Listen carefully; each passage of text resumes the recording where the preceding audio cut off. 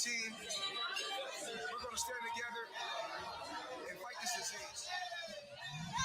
I've come this way before, traveled through the open door, circumstances navigated the path, and life happened all so fast. No, it got lonely sometimes, you see, I know we couldn't make it, even when I'm offbeat, I still land on my feet, and nothing can shake me, cause I know life took a hold of me. I never. This is where I am destined to be. I'm not ready to give up. I believe in the miracle of life. Life's a break with no rehearsal. Learn quickly, they'll come for your role. Games get played, can't take it personal. Cause the devil is a liar. Telling you the truth, hey. It's all in what you do, hey. Some things you gotta do, hey. It's fight for millions. Take a second, see the blessing in it. With much expected, much is given. When I made the living, now I'm giving back to children. Never let the power come first before your happiness. Yes, you can be the best if you go the distance. Mix a little sweat with your persistence. You know that the best things are never instant.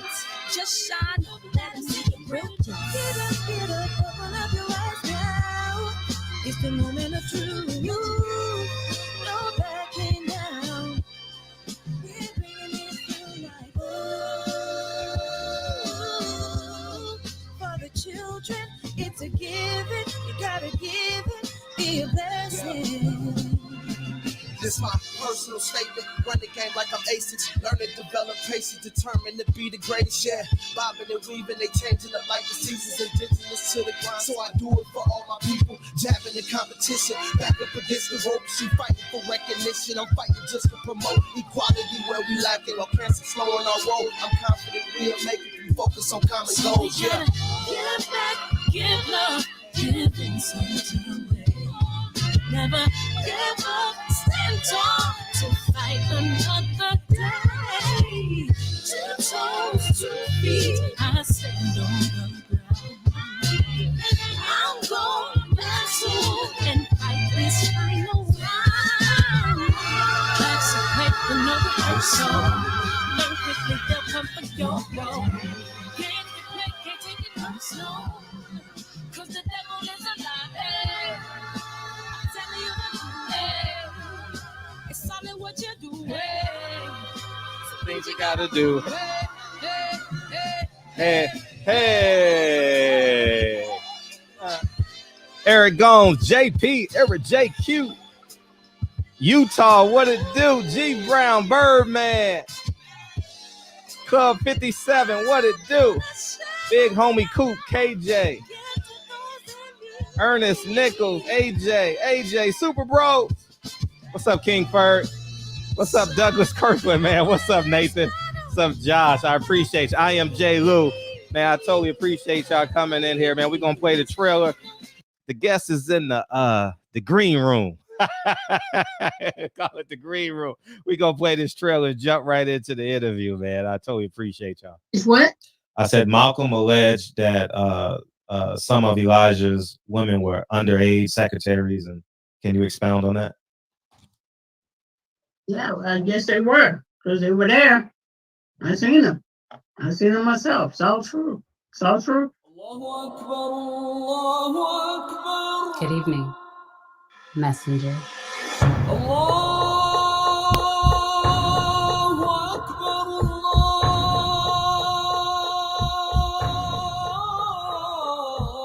You convinced us that you were the last messenger.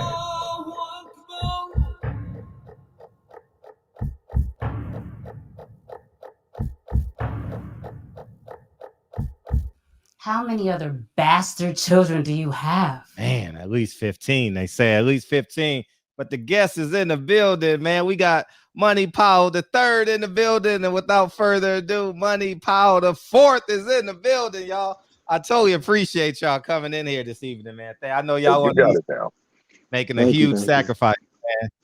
Hey, It's Welcome. all good. It's worth it. No, thank you, so much, man. So, Yes, sir. how have y'all been? It's been a minute since I've seen y'all. I saw you on Blue Yeah. Blood channel about a year ago. You was in camp with Dervinchenko. That might have been 2 years ago. I don't know.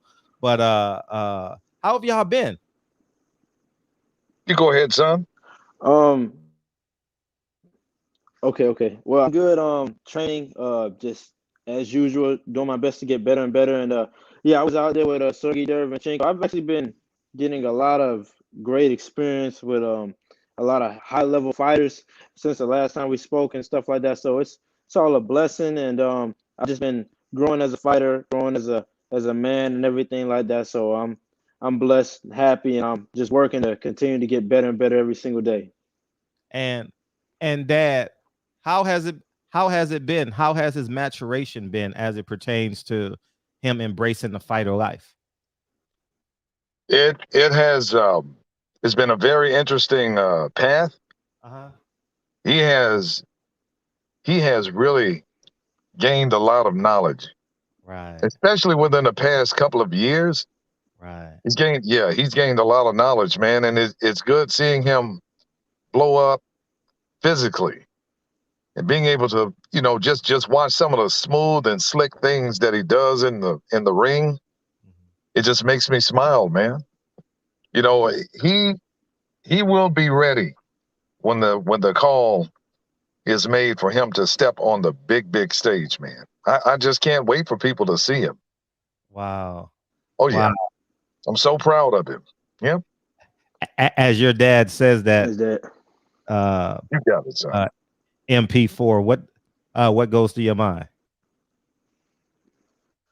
No, I'm extremely grateful. I'm blessed to have my dad as a father.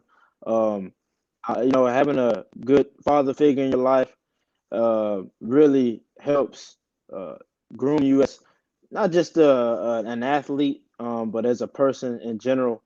So I'm more than grateful for everything my dad has done. I know he sacrificed a lot for me, and so I feel like it's my job to take advantage of all the opportunities he's given me, knowledge he's given me, and use it, apply it, and be successful with it. Beautiful. Now, prior to me asking your dad, you said you've gotten a lot of knowledge. So, in addition to Servinchenko, who have you been working with in the past couple of years? The last few years, I've sparred with Jamal Charlo. I've sparred with Chris Eubanks, Tony Harrison. Who's another one? Justin Rosario, Daniel Yeah, Jacobs. it's all Uh, Let me see. Those are just some of the ones off the top of my head, but I've been getting a lot of great sparring. Well, those are just some of the real big names, Mm-hmm. that I know championship level fighters that I've been working with. So, working with those guys, they all have different styles and they bring something different to the table.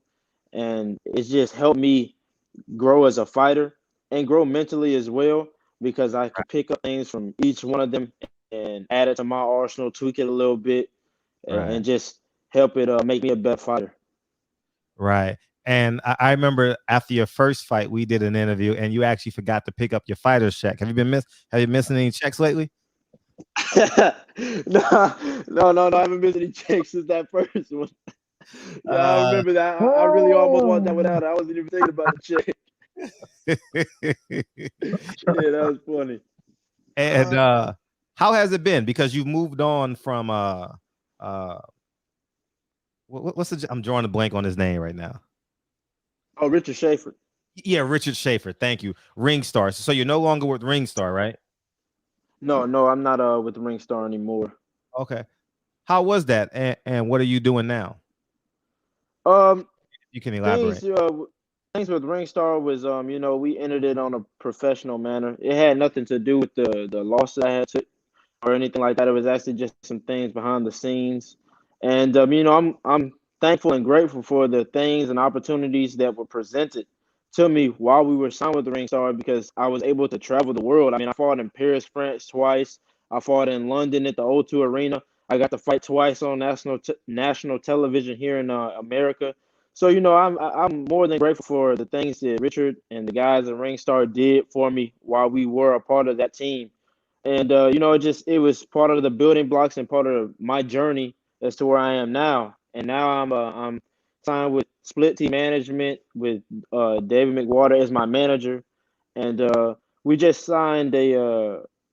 I'm not 100% sure if I can say this yet because they didn't do a press release just yet. But I just signed with a promotion company. I'll just wait because I'm not sure if they want me to say it yet. But I just signed with a promotion company, and I'm supposed to be fighting next month on the 21st.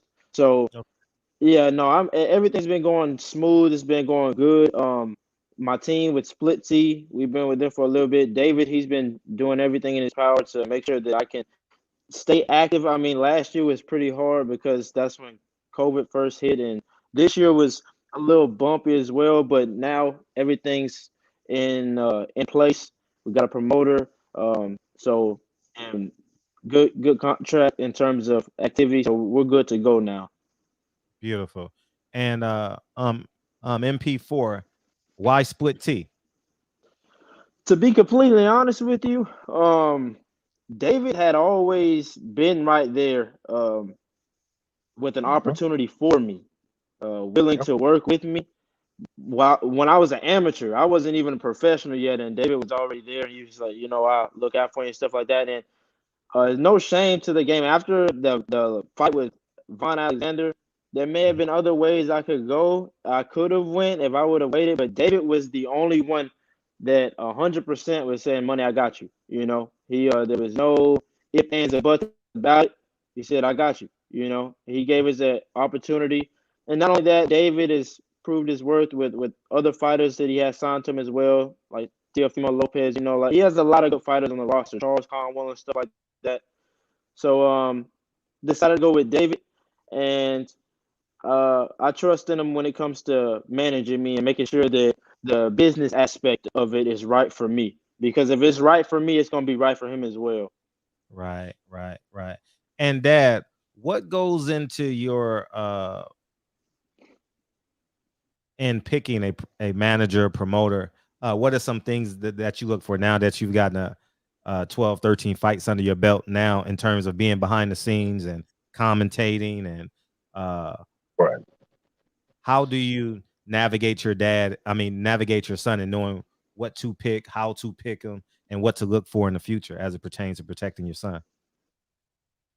Well, past experiences, seeing what's happened to other people, and some of the people that I've spoken to, out there in the managerial world, some of the people in the promoter world, seeing some of the things how they operate. And I'm like, yeah, that might be a person later on down the line that you could talk to here and there. Then again, maybe not. So, and then looking at how other fighters lost. Why did they lose? Why did the management team pick this fighter for whatever reason? Did someone overlook something? And that's why, I take my time and I look at a lot of footage of a lot of different fighters. It was like, okay, this is a good fight. Not right now. A little bit later on down the line. This is how I treat not only my son, but some other people that may ask me a question. Hey, Money. Hey, man, what do you think about this fighter? Hey, this is a good fight. Maybe a couple of fights later on down the line, because based on what I'm seeing with your current fighter right now. Got that. And before we got a special guest want to come in and say hello to you, man. I'm just waiting on him to wake up. You gonna wake up or what? What you gonna do, man? He was dying for a link. He was like, man, give me a link. I said, yes, sir. What's up, man? Tay's in the house, man. What's happening? Ain't no What's much, going man. on, Tay? Not much, man. I just want to say what's up to the fellas. That's all. MP3, MP4, man. Hey, man, it's all good. How's everything your way? Man, everything is lovely. I can't complain, man. Hey, that's good, man. Glad to hear. Yes, indeed, man. Much love and Man. appreciation, man. That was a nice spot. Well, I'm sorry, son. You go ahead. I'm sorry. Oh, I was just saying, Tay is one of the realest fighters you'll ever meet. Fighters and people, man. I'm telling you, support, love. Tay is as real as they come. Hey, that's what I say about y'all. Yes, sir. Always. Hey, man, congratulations on your last bout. Very impressive. And how you Man, you folded that guy up like laundry, man. Yeah, you made me do it. I heard your commentary. I said, man, let me Oh, get you him. did? I heard your commentary. I heard you talking on the side. It getting hype. Okay. That's what's up right there. Yes, Yeah, indeed, man. Yes, Good indeed. seeing you, man. Good Good seeing you as seeing you, my well. brother. For Yes, real. Definitely, Tay. Yes, Yes, sir. indeed, man. Y'all have a good night. Hey, same you now. Take care. Yes, sir. Yes, sir. Yes, sir. All right. Appreciate Peace now. it. Yeah, man. That's dope. You commentated his last fight? And this last one, yeah. Oh, would he knock the guy with the mouthpiece? Oh man. Oh my goodness, man. He froze that guy, man. Uh-huh. Man, Yeah. he took his soul with those shots that he was landing. He took that guy's soul, man. It was beautiful. That was a beautiful knockout. It was devastating. Beautiful. Yeah, the stab to the body. The stab to the body. Yes, and that then setup. The setup was overhead. nice. Yeah, the setup was beautiful, man. And 168, man. You kind of filling out now. You're 23 years old, right? You filling out? Yeah. Oh yeah. Yeah. How you like 168? Or you feel comfortable there? You gonna squeeze down to 60, or you gonna stay at 68? I love 68. I feel like right now, especially in my career, it's a great weight for me because I'm not on world championship level just yet, and it's good for me to be fighting at this weight because throughout training, I don't have to consistently be worried about weight. I can focus on improving my skills. I can focus on getting stronger, getting better, and stuff like that. Because to be completely honest with you, weight is one of the things that a lot of people don't talk about in terms of how much it affects a fighter, not just the day of weigh-ins, but leading up to the fight. Yeah. Because some fighters continuously worry about the weight throughout camp. It's extremely stressful, not only on the fighter, but on the team. When it comes to training, the fighter may not be as strong. They may be losing strength and stuff like that. But I just personally feel like when I can just focus on my skills and stuff and getting better, camp runs a lot smoother. I'm a lot happier to be in camp. Right. And I can just overall just be myself, you know what I mean? But to be honest with you, if the day ever came to where I was on the world level or something like that, and the right fight at 160 popped up, I could try, but I would definitely have to bring in a nutritionist and people that can really just do everything by the numbers because cutting yourself down those 8 extra pounds, it has to be right. Everything has to be right because if you cut corners and stuff like that, you can hurt yourself not only leading up to the fight, but during the fight. So everything has to be right. Right. What goes on behind the scenes, Dad, in terms of preparing your son for a fight on your end? Well, normally if they, if he needs me for something, like helping to set up sparring or, paying to get hotel rooms, the travel, so forth and so on.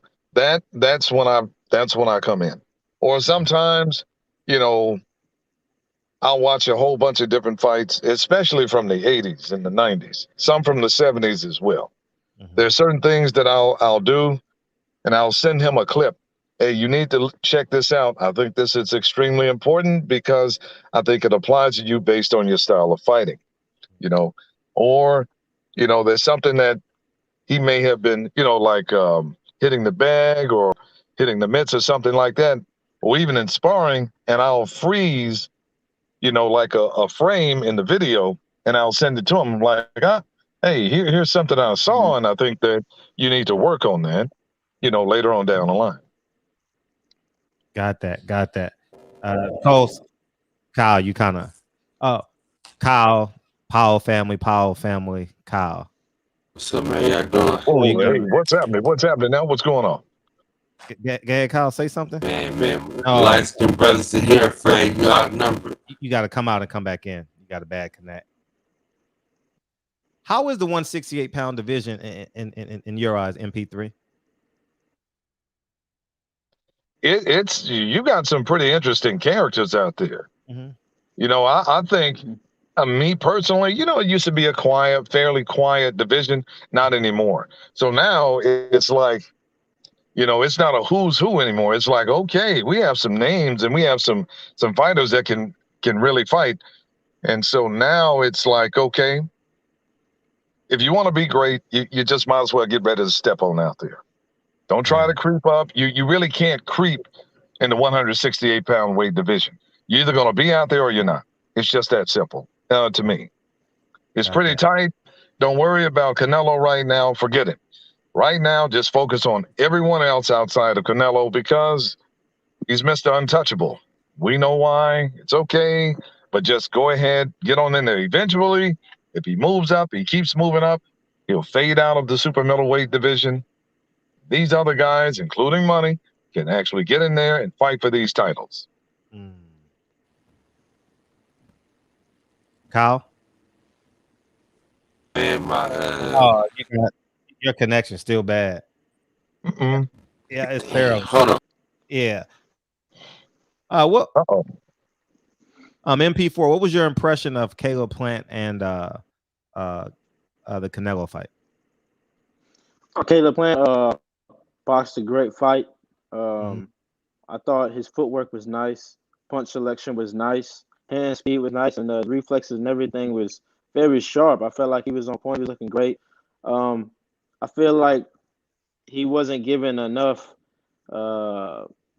justice for the things that he was doing, but he just got caught. I won't say that Caleb Plant is, some people disregard his power, but you're not going to become a world champion if you have absolutely no power. The power of just feathers in your face. He has punching power, but it just wasn't enough to deter Canelo. And Canelo is always going to be Canelo. I mean, he's consistent with what he does. That's what makes him good, because he does the same thing in every fight, and consistency is what basically gives people opinion, solid opinion about who you are, because when you're consistently doing good, people's opinion on you is typically consistently going to be good. Right. And he did his thing. Caleb got caught. As the fight started wearing on, I know he started falling behind something. I know he started falling behind some, but all in all, I'm still proud of him. I mean, I feel like, he was a champion from the United States. The people from Mexico backed the Mexican champions. People from the Ukraine will back the Ukrainian champions. Russians will do the same. Caleb Plant was from here in the United States, so I backed the United States champion, win or lose.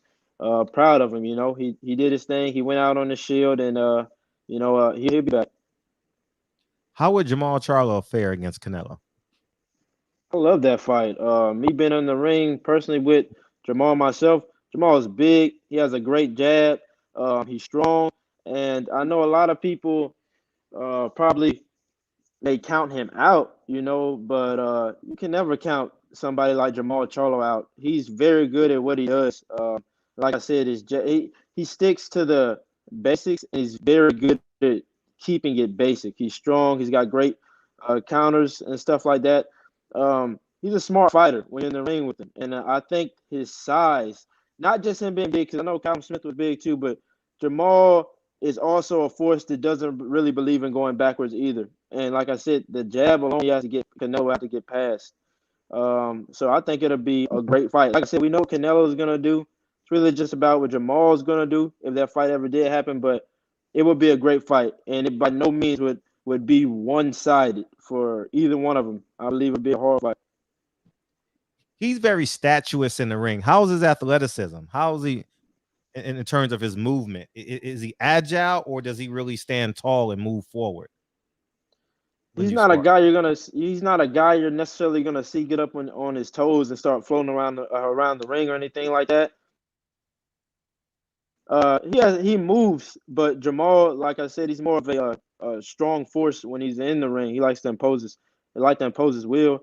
But like I said, at the same time, though, he has good foot placement. He's not a guy you're gonna see just jump up on his toes and dance around the ring. But he's been at that world level for a long time because he is good, and he can move when he wants to. And that jab he has really helps him dictate the fight, dictate how he's gonna move and stuff like that.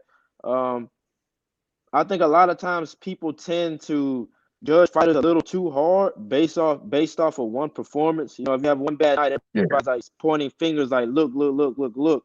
But like I said earlier, opinion should be based off of consistency when it comes to performances, not just one fight. That's not fair to a fighter. That's not fair to any fighter in general because you're not always going to look unstoppable. And I think sometimes people get too caught up in he has to dominate from round 1 to round 12, get the knockout, not get touched, not being any kind of you know, pull and tug. There shouldn't be no kind of thing like that at all. So anytime you're in any kind of fight that involves you having to bite down and fight and it's competitive, they're gonna point fingers at you. And like I said, it's not fair to fighters because you're not gonna look like Superman every single night. Everybody, even though greats, they have nights where may not look unstoppable. But but just to get back to the question, Jamal can move. He's good, and I would love to see that fight. And I would hope for him to win. Right. No, definitely. How soon, Dad? How soon can you anticipate a title eliminator? A title eliminator for money? Yeah. I would say in about 18 months, maybe 2 years max. Maybe 2 years max. It just depends on, what happens in his next few bouts here and there. And it's like, okay, he's looking pretty good. All right, let's steer him in this direction. Let's start going with the guys in the top 15 on box rank. Something to actually lead you to that point, to get you in there, to get your foot in the door. Right. And Dana Jones, he's one of the few people that may know where you were born. I see you were born in one of my favorite places in the world. Oh, Haney. Bring back some memories. Germany. You were born in Germany, man. Haney, Deutschland. Yes. Yeah. We lived in Germany for a long time. How many years did you live there? I lived there for I think a total. I know from 4th grade all the way to 7th grade. I was born there too, but then we moved back here. But my dad and my mother, they had been over there longer than me. Yeah, the total time that I was in there, I was in the Army like 24 years. Right. But 11 and a half were in Germany. Yeah. Dang. No, Kyle, it's not working. Yeah. Oh, man. That's Kyle, very unfortunate. Again, Kyle? You can't hear me? No. It's just kind of distorted. It's very distorted. Yeah. It's like someone blew out your subwoofer. So I'm going to kick you out. Man, I don't know what the hell is going on. Yeah, that's very unfortunate. No worries. How's the lifestyle? As a kid, knowing that your dad is in the military, how would you compare America versus living in another country? Like the pros and cons. Help people with their great. Go ahead. I'm sorry. Yeah. Oh, no, I'm sorry. When I lived in Germany, like I said, the first time I stayed over there, I was a baby, so I don't really remember much. But from 4th grade to 7th grade, I couldn't necessarily. We stayed on a military base, right? So it was mainly just Americans, and it's just like a gate that surrounds where the Americans stay. All of us, the Army people and stuff, and then outside of that gate is the German community and stuff like that. I was young, so I couldn't just walk off post and really just get to see Germany for myself because I was a kid, so I just stayed really in the confines of the post itself. But the culture over there, from what I can remember, from the things I did see, it is different. It's a nice country. It's a nice place. I remember when I was in elementary school, we used to have a lot of the German teachers coming in. They would teach us about the German culture. We had this thing called the Volksfest. Every single year, there was like a big fair. They would come on post and stuff like that, and it was fun. It was fun and stuff. Staying over there, being a military brat is different. Going to military schools versus going to public schools, because when I finally got out of the middle school and went to my very first public school, from what I remember, it was way different. So Ooh. the culture shock back here in the USA was different than being in a military school, Dodia. Got that. Dad, Yeah. give us the perspective. You're an American. You're an American that's in the army in Germany, and you reside in Alabama, right? Or you moved to Alabama? No, we had moved to Alabama at that time once we left Germany. Yes. Okay. Mhm. What's the mindset of a dad, soldier, black man? Can you put that into words? Because I think that's a book or a movie. Like the idea of a black soldier in Germany raising a family and relocating to Alabama. That sounds like a movie. Oh wow. Huh. Never really thought about it like that. Uh-huh. No, when I have to admit to a certain extent, okay, there is a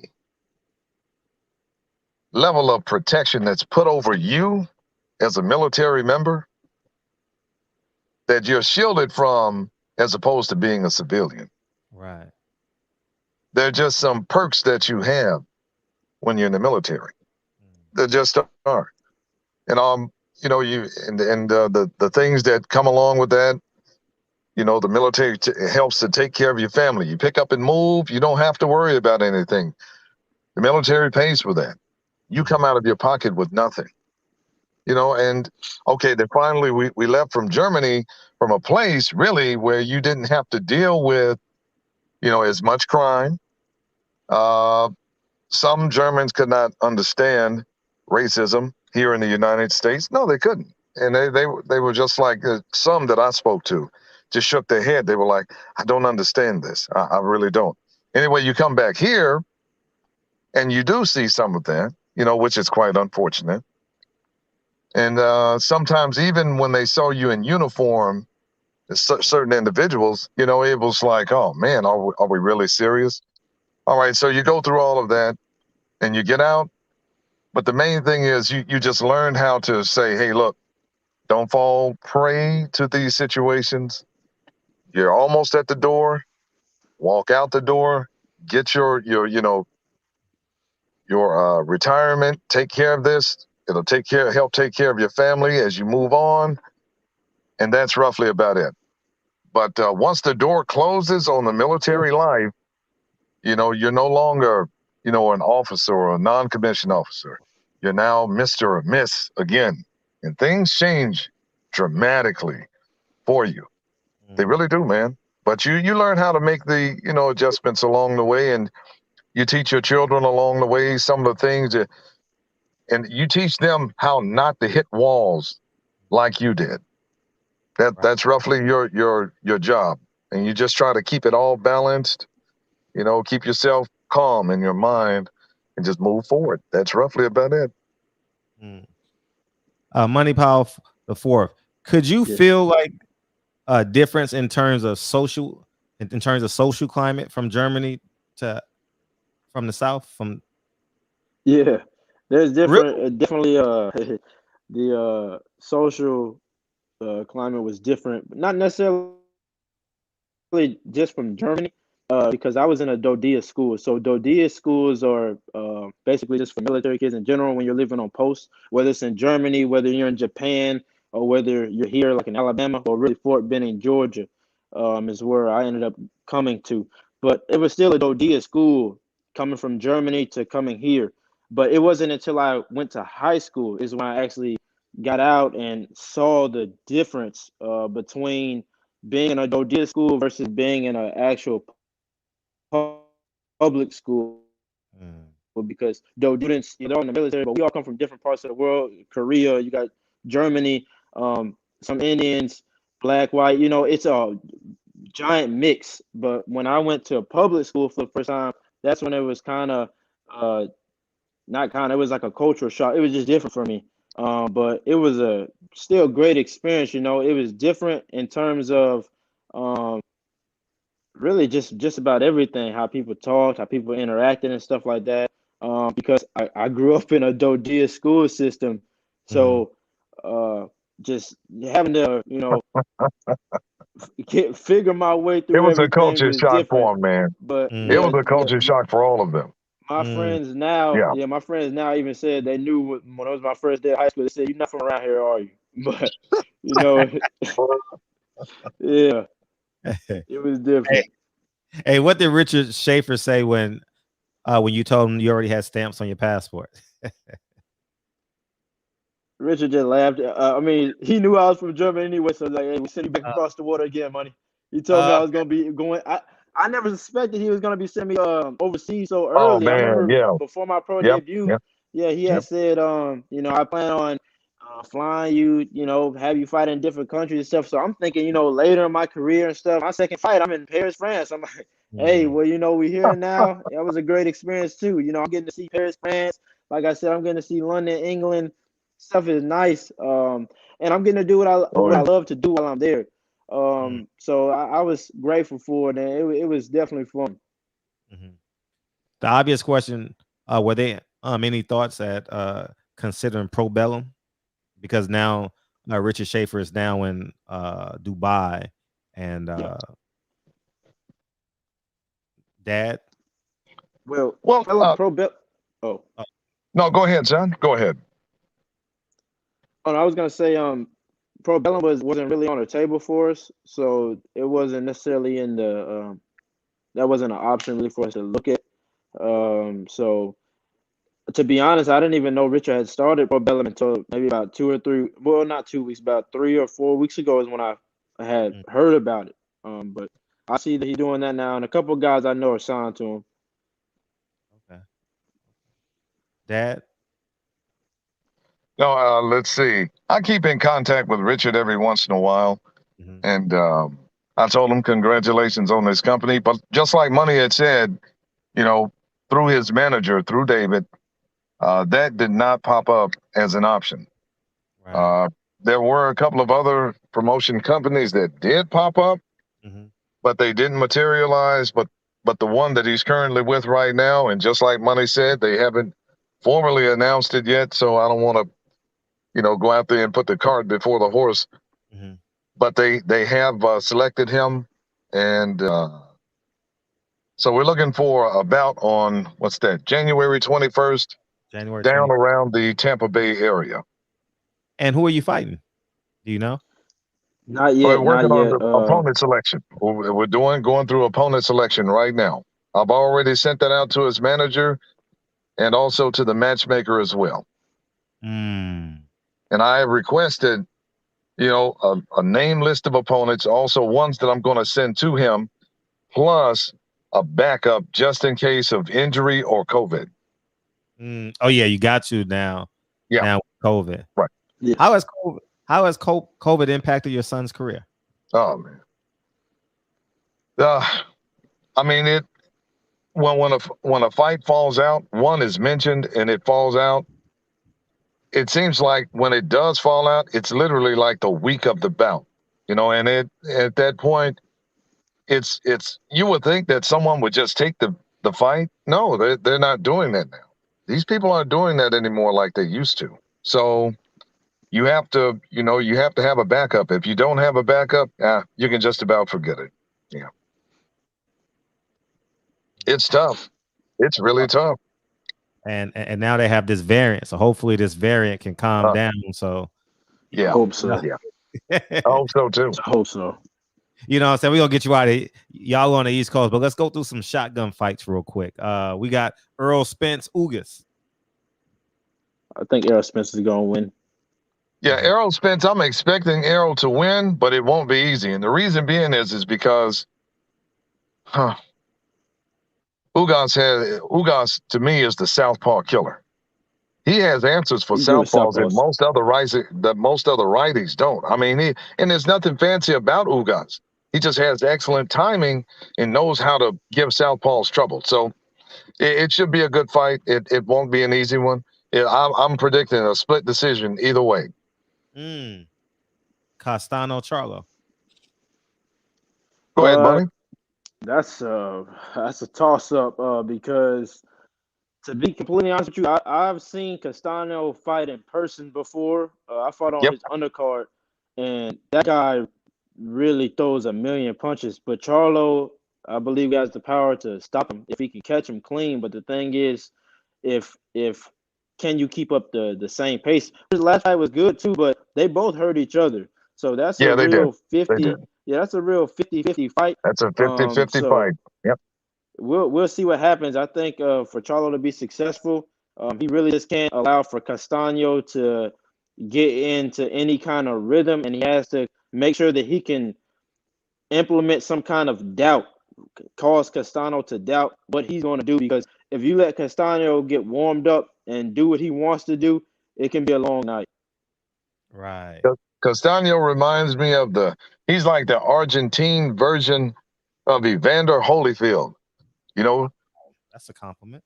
hey, that's just what I'm seeing about him. I mean, for some odd reason, you let Castano, Money just said it, you let Castano get into his rhythm, he's not going to slow down. You're gonna fall behind, and if he catches you with some good shots, it's all over. You know, and but Jamel has the power. He does have good timing, but he's going to have to really commit himself this time. He can't afford for this guy to get going. He has to cut him off at the pass right before he is able to get on the inside. If he gets on the inside and starts cranking up those shots, it's going to be a very challenging night for Jamel. And the last one, Benavidez Plant. I think Benavidez a win. I think Benavidez will just try to impose his will. I think early on, Caleb Plant will be successful with moving and stuff. But just the main thing is, I just really feel like, and like I said earlier, I do believe Caleb has some kind of pop. And I'll put it to you like this: Caleb can win if he can 100% stick to his game plan in terms of he's going to have to move and box. He can't afford any kind of lulls, any kinds of laps in terms of what he's thinking. It can't be no hesitation. It has to be a consistent work rate in terms of boxing, putting punches together, turning angle. Because if he doesn't do that, Benavidez will win. Will it be by KO or decision? I don't know. But if you let Benavidez start running his hands, and he's another guy, if you let him pick up momentum, it's only going to get worse. That's why with guys like that, you have to try to put some kind of doubt in their minds as like, okay, what I'm doing is not working. Because if you can cause a person, any fighter, to start doubting their own skills, their own game plan, that's when they'll start thinking. And when a person starts thinking, they wait. And while you wait, the time is steady going by. And before you know it, the fight is over. So that's the only way Caleb can win, in my personal opinion. I'm thinking that when I look at David Benavidez, for some odd reason, Henry Armstrong comes to mind, man. Somebody that throws tons of punches. I'm sorry, my mic was muted. When I look at David Benavidez, he's like a guy he's like Henry Armstrong. He reminds me of Henry Armstrong. He throws tons of punches. He throws tons of punches per round, and he doesn't slow down. His punch output goes up. So just like Money had said, you got to turn angles and be able to counter this guy, and you can't allow doubt to enter into your mind at any given time. I remember when, what was his name? It was Shannon Briggs. And he had, I forgot I don't know why I'm forgetting the name of his trainer. He was Mike Tyson's trainer until Mike did something and, he held a gun to his head. Kevin Rooney? Not Kevin Rooney. Not Kevin Rooney. Not Cuss. Nope. Teddy Atlas? Teddy Atlas, thank you. Teddy Atlas told him, this was April 8th, 1996, that it was the first time that Shannon Briggs lost. He told him at the end of that first round, do not allow yourself to doubt yourself. Don't allow yourself to doubt yourself. That stuck with me. And Money's right. You cannot allow for doubt to enter into your mind. I don't care who you are as a fighter. The moment that happens, you're going to give up ground. You're going to become much more silent in the game. And the next thing you know, like Money said, hey, it's all over. Right. And before we get out of here, D Will, my story is exactly like theirs. Me and my dad lived in Lelystad, Netherlands. Oh, they lived in the Netherlands, in Frankfurt. Okay. For Germany on base. He have a new fan. Do you know Deutsch? Do you know Deutsch? Deutsch. Deutsch. Or Dutch. Not Dutch, but a little Deutsch. Bisschen nur, ja? Oh, those are two Bisschen different nur languages. Deutsch. Ich weiß. My dad knows it more than I do. I can count a little bit, but he knows it a lot more than I do. That's what's up, man. We appreciate January 21st, man. Please text me so we can promote it. January 21st, 2 weeks before the fight, so we can promote it. And will there be a link where we can watch it? If it's live streamed, please send it. I'll send the link. Trust me, I'll send the link to you. If it's not, hey, I'll be on the mic for his bout. I'll make sure that I have it on camera, and I'll send the highlight your way. How challenging is it to call your son's fight? I think it's not as difficult now as what it was a long time ago. Coming up in the amateurs, sometimes, and when I felt the bout was getting a little close, I was on edge. But now, no, not anymore. I just call it like I see it now because I know what he's capable of doing, and it's just real easy. I just have fun doing it. Yeah. Got that. Oh yeah, most definitely. Man, we appreciate y'all. I know y'all on the East Coast. It was a great sacrifice for y'all to come in here. I want to say thank you. Please come back sometime next year, man. We're gonna we'll definitely promote your fight on the 21st, man. We thank you for coming into the shop, man. Thank you for the sacrifice. Thank you so much. It's great. Thank you for having us in. It's great seeing y'all. You have a blessed night. Same to you now, my brother. You take it easy. Have a good one, okay? All the time, dog. Appreciate it. All right, son. Oh yeah. That's dope, man. We had a father and son in here. That's pretty dope. All right now. Appreciate you, Mr. Powell. Hey, Kyle, I didn't want to bring you back in and you got the same problem. Go ahead, Kyle. I was scared to even say something. Oh, it's better now. What'd you do?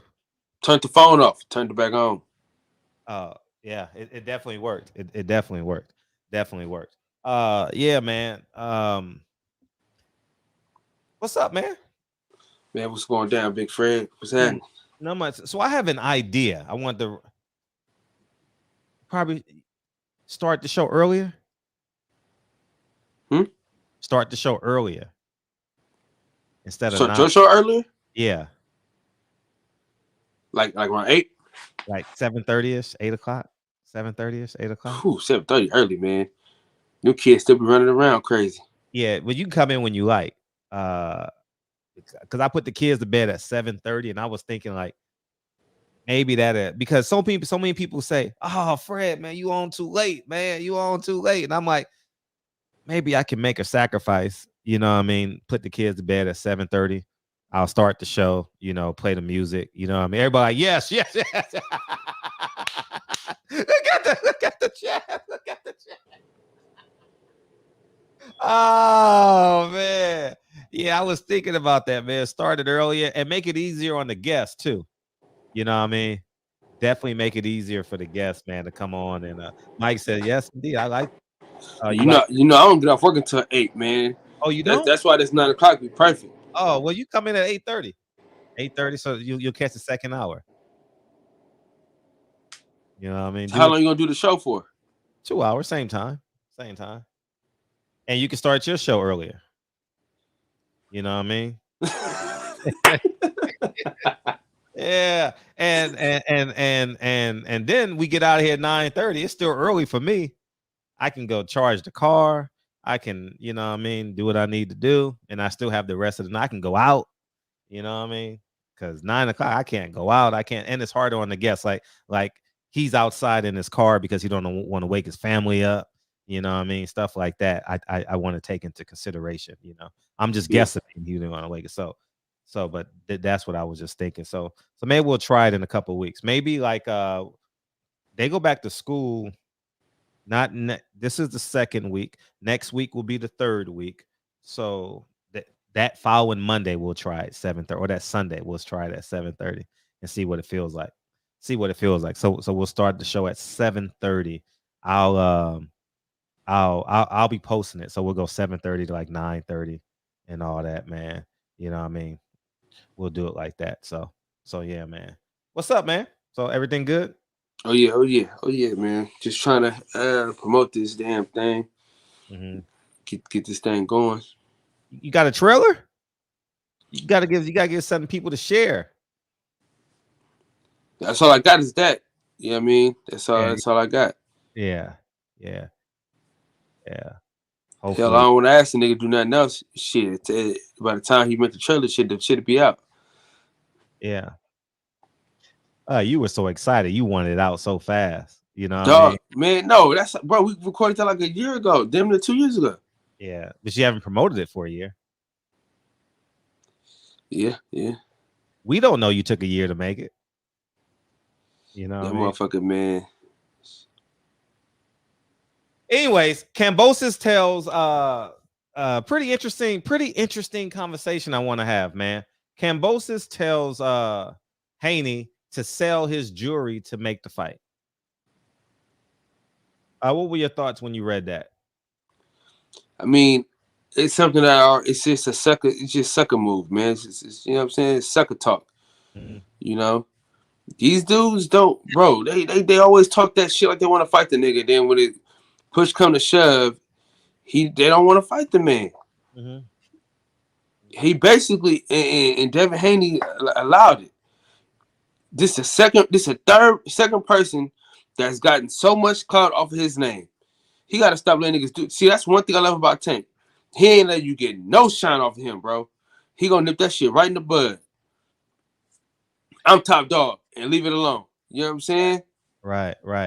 Do you think that the way Kambosos move, the way other fighters move, is that intentional by the business of boxing?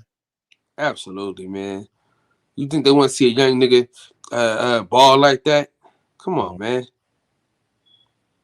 Or should he be balling? Or should he be investing? Either way, nigga, it's his money. He do what the fuck he want with it. Shit, he don't want taking them punches. Shit, I ain't. I'm just saying, we don't know what the nigga investing in. You know what I'm saying? You know? Facts. We only listen. Social media only gives you what they want you to get. Right. You know what I'm saying? Shit. I just got a box of clothes in the mail. I ain't posting on social media. You know what I'm saying? People post what they want you to see. Right. Yeah. Great point. Do you think that they're Xing out black fighters? Like trying to pigeonhole them and corner them and make them and put them on the begging market? Yep. Because that's exactly what they got us doing. They got Shakur Stevenson begging for Oscar Valdez. They got Devin Haney begging for just any goddamn body. Mm-hmm. You know? And you know, the more I think about this Floyd shit and how they handle Gervonta Davis, you kind of got to. You know what I'm saying? Like, you kind of got to what? Do it how they doing it. Well, I don't understand that. Help me. Like, fight who the fuck you want to fight. Instead of trying to like beg this nigga to fight me or beg that nigga to fight me. Because the one time they went against the grain, Ryan Garcia backed out. He said he gonna fight Pacquiao. Remember that shit? Uh-huh. So people saying like, oh, they ain't fought nobody, oh, he ain't fought nobody, he ain't fight nobody. But like, dog, they haven't had the opportunity to fight these people. I mean, we could say Devin Haney for sure. Listen, Gary Russell got to bag niggas. Shakur Stevenson got to bag niggas. Devin Haney got to bag niggas. You know what I'm saying? Boo Boo Andre got to bag niggas. Who else? Who else got to bag? Shit, Cool Boy Steph had to beg for Brandon Figueroa to get in the ring with him. I mean, the list goes on and on and on and on and on and on and on and on and on and on. You know what I'm saying? Jamal Charlo begging for the Canelo fight. You know?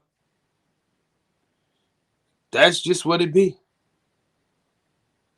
They got us begging for shit. You know what I mean? And that's the fucked up part because Floyd had to do the same thing. Remember that? Floyd had to beg too. Did anybody want to fight Floyd? Diego Corrales was like, man, I'm tired of this motherfucker talking. Let me see what he about. So it was luck. You know what I'm saying? He got lucky. Devin Haney had to beg for every person at 135. I mean, just beg. Like the Temptations, man. And then Mauricio Suleiman don't make it no easier for the nigga. You know? Because now he do this belt shit. You know what I'm saying? I think that was a ploy. I think they paid that nigga to do that shit, man. How the hell do you petition for something? Well, what's the petition got to do? Like what all it entails with the petition of the WBC? You know, motherfucker probably got paid twice, 3 times. Cause you say it can't be transferred, then Tifimo got it. You know? Mighty ridiculous, if you ask me. Do you think we need to fight each other? Yeah, we're gonna have to. You know what I'm saying? We're gonna have to. I tell you what they need to do. I tell you what they need to do though. They need to come together more and just say fuck it. You know what I mean? Come see, they too busy arguing with each other and wanting to fuck each other over instead of building each other up. I think if you got Gervonta Davis and Devin Haney building each other up, you know what I'm saying? People gonna have to want to fight them two niggas because they know them the two top dogs. So both them niggas just talk to each other. Like even if they never fight, even if they don't fight each other, even if they never fight at all, Fred, if they just talk shit to each other the whole time, like friendly competition, like oh man, them other motherfuckers ain't shit. The only person that's worth fighting is Devin Haney. The only person worth fighting is Gervonta Davis. Them other niggas is chumps. They don't want to fight. You know what I'm saying? And then you build each other up, and then everybody will be like, well, you know what? Them motherfuckers is bums. We don't want to watch them motherfuckers fight. Then the focus is on you. You know what I'm saying? But they, every time they get a chance to build each other up, oh man, he ain't shit. I'm not giving that side. I am fucking ain't, you know what I mean? Whoa. But get a Mexican nigga pass though. You know what I'm saying? So in my opinion, that's what I think. You know what I'm saying? I could be wrong. I could be right. But I feel like I'm right. You know what I'm saying? 817, what's up? What's up with it, y'all? Light skin for the win, man. What's going on, man? My nigga Johnny Gill in the building. All the time. Say, man, I gotta give a shout out to L Boxing, man. That boy so on point, man. He always got the details, you know what I'm saying? And the details is what you need to fill in the blanks. And to fill in the blanks here, I mean, I had some questions and I was hypothesizing too, you know what I'm saying, on what it really is. But, you know, L and Tay brought it to the forefront. Say, man, Devin is suffering from going independent. He fucked up when he went independent, man. You know what I'm saying? Bob told everybody in plain sight that Dev fucked up when, you know what I'm saying, he signed with Eddie. When Dev went independent, he pissed off Bob. And then he signed with Eddie, and that just made it doubly worse. And that's why he can't get no fights with top-ranked fighters. That's why they icing him out.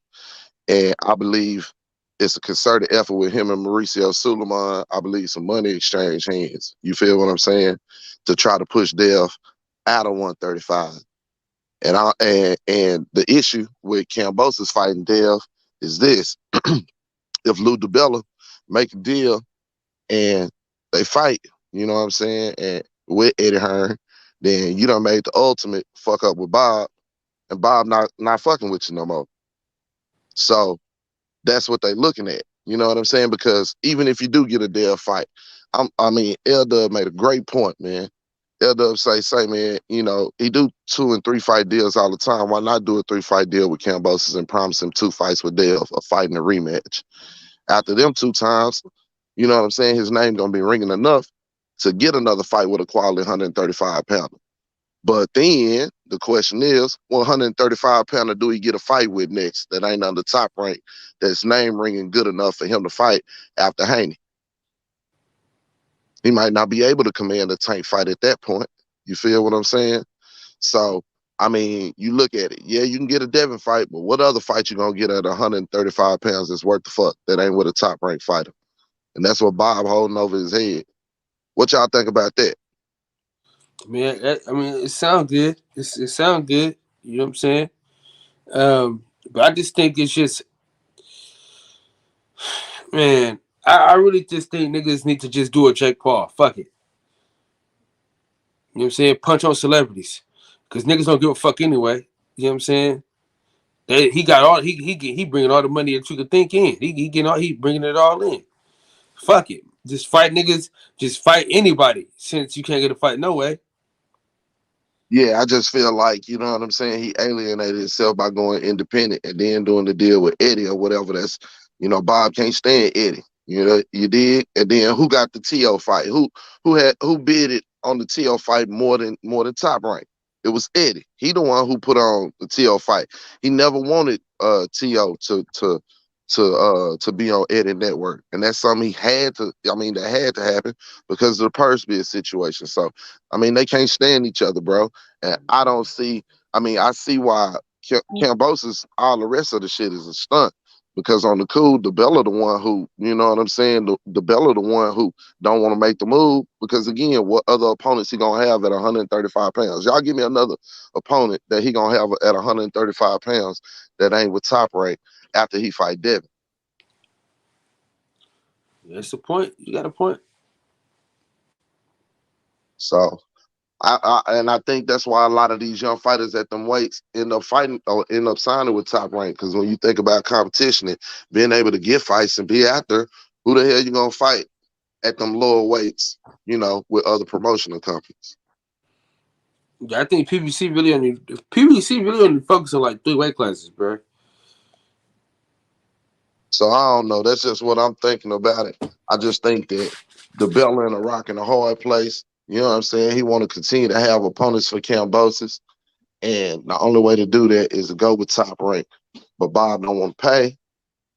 So, you know, Dev, of course, can make the most money, but you don't have any opponents after Dev, even if you do a 2 or 3 fight deal.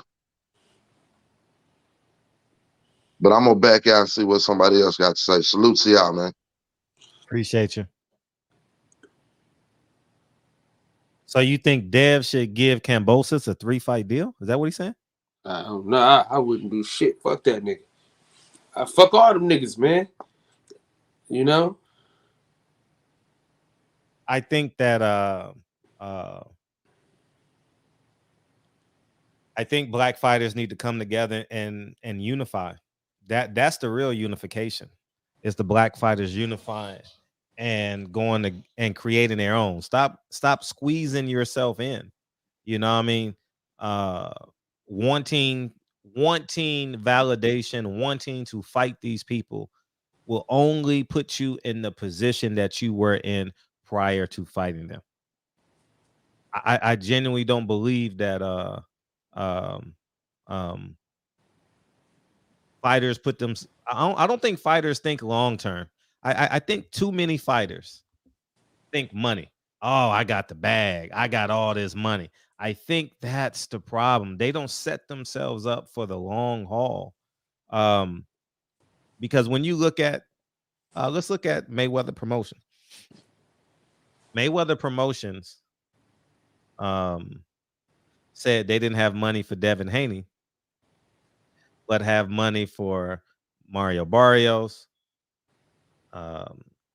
Oscar Cruz, Isaac Cruz, and what's the other guy's name? Gamboa, right? And say they don't have money for Devin Haney. Now, because they went that route, now now Tank Davis is in a precarious position. You know, by their own admission, they don't have enough money for an upper tier fighter, and those upper tier fighters are black, and they don't want to break bread with one another. So, in addition to the business of boxing pushing them out, you got the guy who could have literally changed boxing forever, and he has every right to do it. he's buying Birkin bags, and wearing them. He's not giving them to the girls. He's actually wearing it. He's wearing thigh-high boots, man. And he's playing a game of how much of a woman can I look like and still be masculine? Too many men are playing that dumb game. I think it's retarded.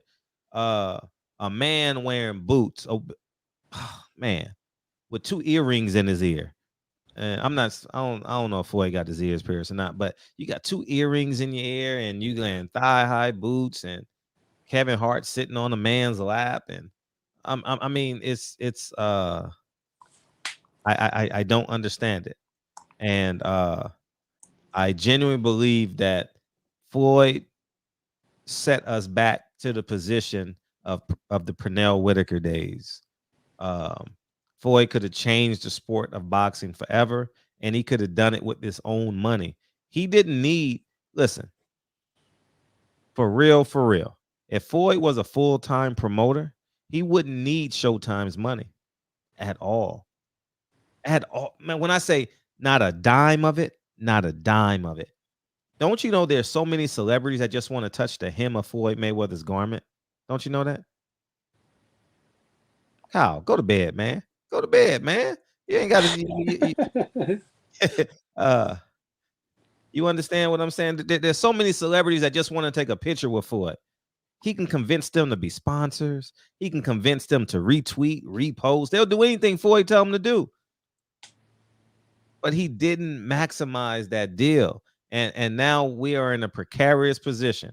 Now they got I heard today, I heard a while back, someone from PBC told me, check this out. David Benavidez is going back to Arizona in March 12th. He's fighting, right? He's fighting March 12th against David Lemieux. He just fought in November,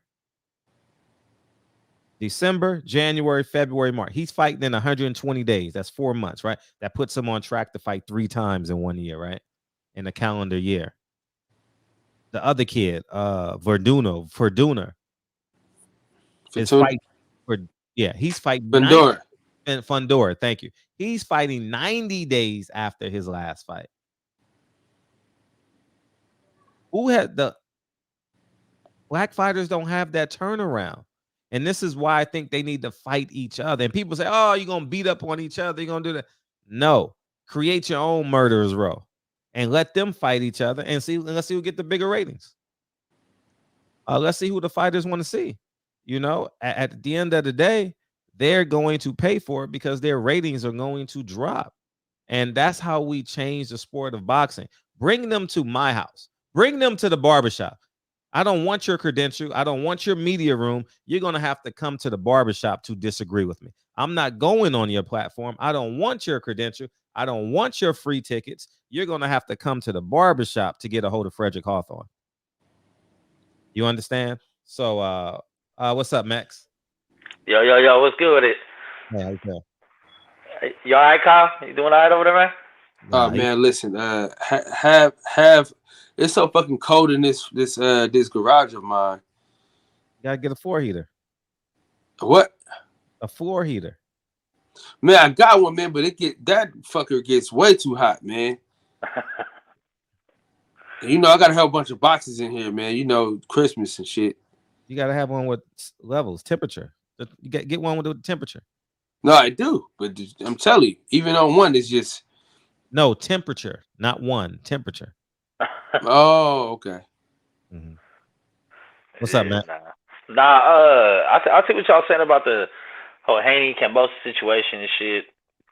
And I mean, I don't know if Haney's big enough to do the shit that he wants to do. I mean, unfortunately, he hasn't transcended into a superstar yet where he can call his shots like that quite yet. I mean, he got his own promo company and shit, which is a good start, and he's headed in the right direction. Mm-hmm. But I think because think about it, like, even though Floyd did his own independent thing, he branched off, whatever, at the end, like, Al was still helping him. Mm-hmm. Like, he wasn't 100% by himself against the whole industry. He still had some type of backing. So, but who has Haney's back? Nobody. Eddie Hearn. 443. What's up? Real quick. Yeah. Listen, you made a good comment about. I would say certain black fighters don't have that turnaround because it seems like most people are fighting once a year. But why is that? Why instead of fighting 3-4 times a year? Because when you're young, that's what you're supposed to do. Because that's how you keep your name out there and build your career. So, why do you think that is that they don't fight that often? Money. How do you make money if you're not fighting? Sell dope. Come on, man. I asked you a serious question. How do you make money if you're not fighting if you're a boxer? I answered your question. You sell dope. You do something. It's a stupid answer. That's not an Just answer. no dope on Sundays. That is an answer. Yeah, it's a dumbass answer. Come on, Fred, man. Okay. That's Sell weed not an then. Sell weed. It's legal. Yeah. Get a job at the grocery store? Yeah. Uber. It just seems to me that it would be common sense to do that. What, because sell there's weed? nothing new. There's nothing new to the sport. There's nothing new to the sport. That's how it's always worked, to build your name and to build your brand, actually. So I don't see why that's not promoted or why that's not pushed. Because how else are the people going to get to know you? How else are you going to get to where you need to get to, where you can start making some real money, and establish your name and build your brand? How? I mean, if I could interject a little bit, I think some of it might have to do with just culture and who leads the culture in these certain. I mean, if you look at, historically, Mexican, Latino fighters have been known to just fight anybody all the time, never scared. Like a lot of them have great resumes, from Oscar to Julio to even, Canelo's resume is whatever, but you can still say spot a lot of people. And then you got the other culture where it's like, once I get money, I am the bag. People need to come to me. I don't need to chase nobody. It's a whole. That's the narrative that's pushed in this era. That's not how it's always been. But this era is what we're talking about, though. Yeah, but that's something that's pushed in this era. And you just brought up Oscar and all of them. They're not from this era, so no, you weren't talking about this era. So I'm saying, you got, like he said, you got Benavidez, you got Pandora, you got Canelo, fought like 4 times this year. That part still stands. I think the young, flashy, fly shit probably just started more recently this era, as far as young American boxers. And that ain't helping nobody to do nothing. Because to me, I'm going to jump off in a second so I don't keep repeating myself, because it's common sense to me, but common sense don't seem that common nowadays. Because if I'm your trainer, if I'm your promoter, I'm going to tell you, look, we're going to start off with some C fighters. We're going to work our way up to some B fighters, and we're going to fight at least 3 or 4 times a year based on how much damage you take in the fight. If I see that you had a rough fight, then we're gonna cut it short one, right? So you can get more rest in, but we're gonna finish the year strong. And that's the way I would work it, just to keep them fresh. Because you're not supposed to fight tough. You fight tough, and then you fight kind of, like a mid-range. You don't fight easy, but you fight a mid-range just to keep you sharp. And that's the way it's always been. But y'all have a good night. That whole selling drugs, I know you're trying to be funny, but it ain't funny. It's not funny at all. I will call it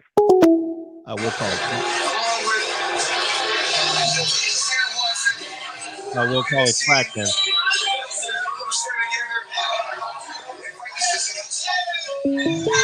I come this way before.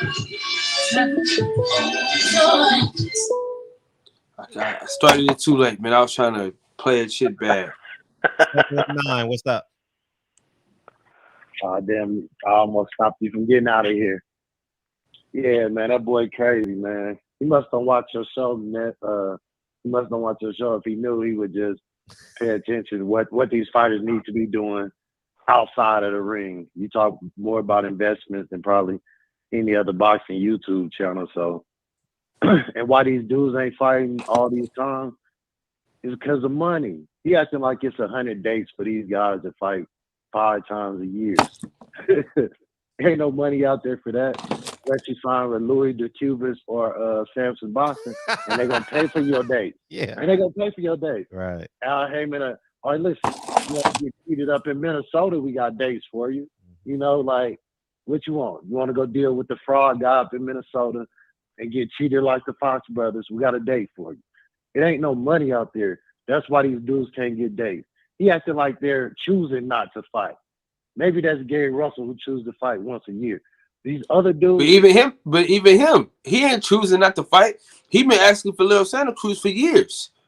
So and Mex said some bullshit. Them niggas don't want to fight everybody at all times. That shit ain't true. Because Oscar Valdez still ain't got in the ring with Shakur Stevenson.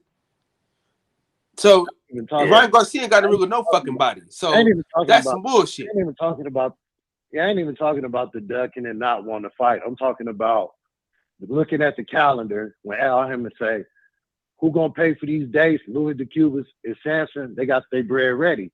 The dude up in Minnesota, he got his bread ready.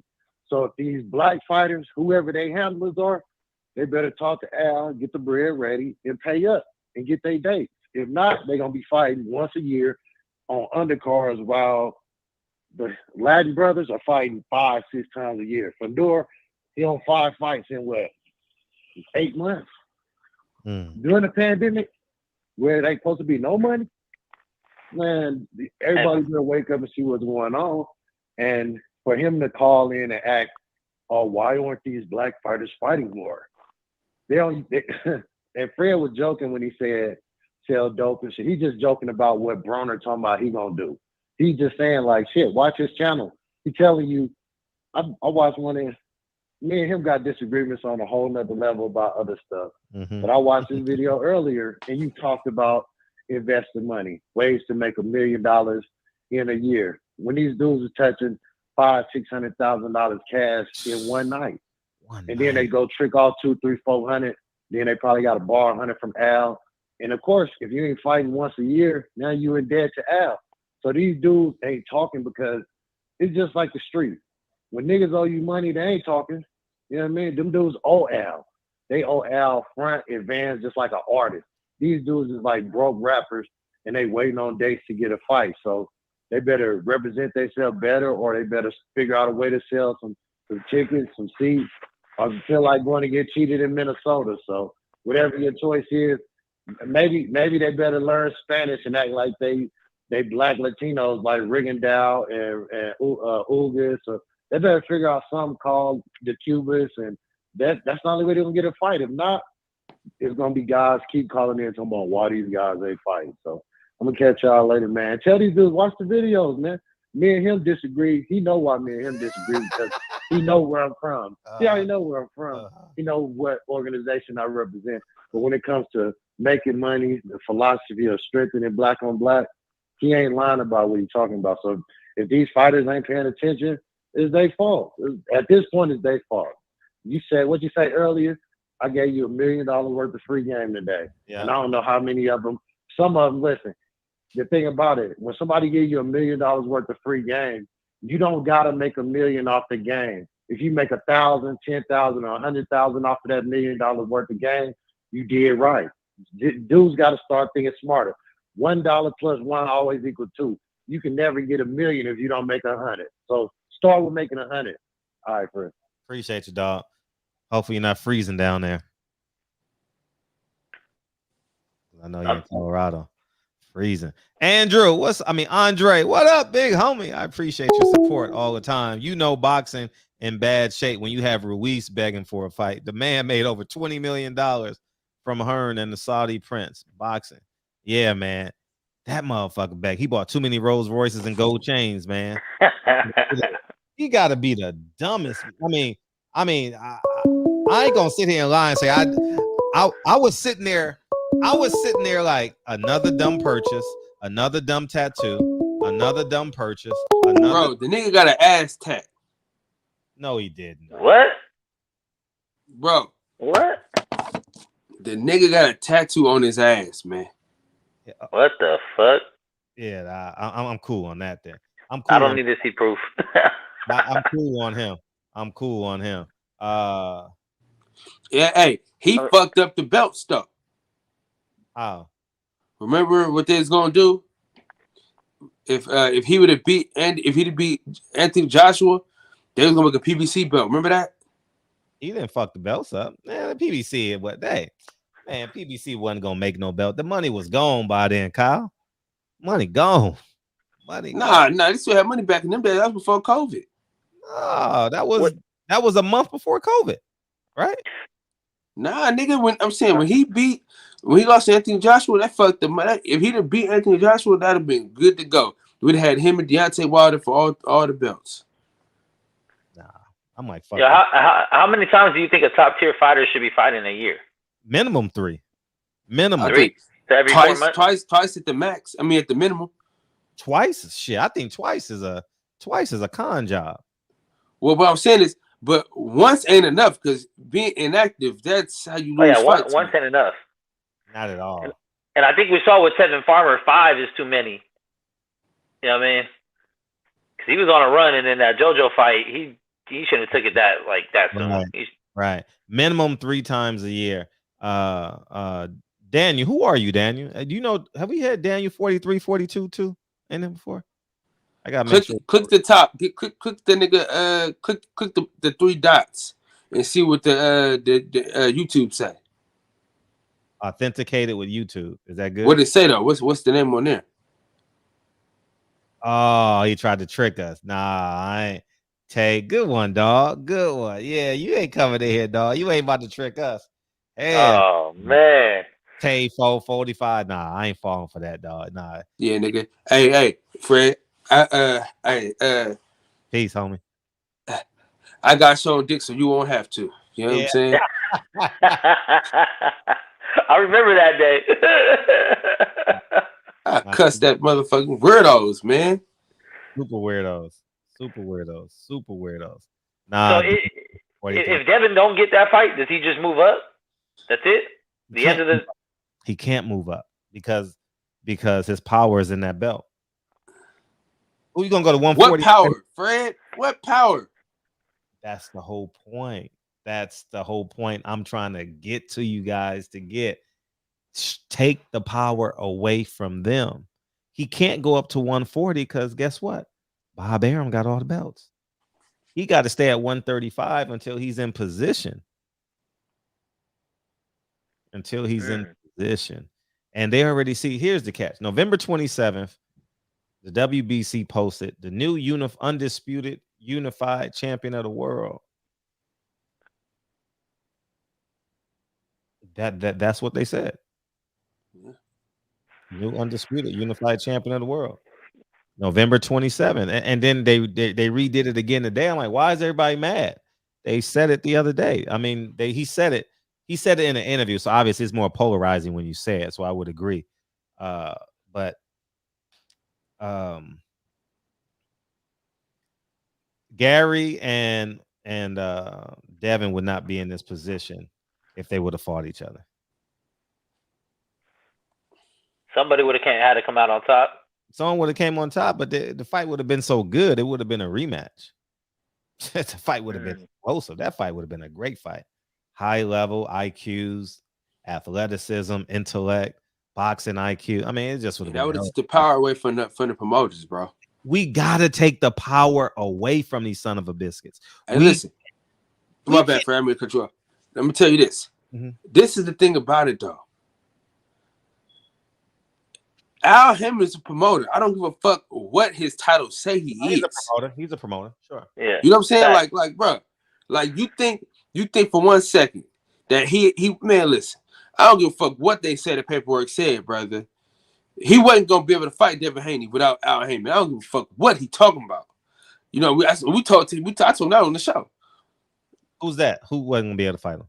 Gary Russell was not gonna be able to fight without Al Hammond. I don't give a fuck what nobody talking about, man. Right. Nigga, fucking Mayweather couldn't even do a fucking stream fight without Showtime. And who you think behind that shit? But how do you take the power away from people that haven't been in power for so fucking long? Man, You know what I mean? Like, Fred, I told you 343 times already. For instance, say what y'all want about the white boy. Bingo. He giving y'all the blueprint, and y'all still ain't on social media trying to break eggs on your phone. What you talking about, Jake Paul?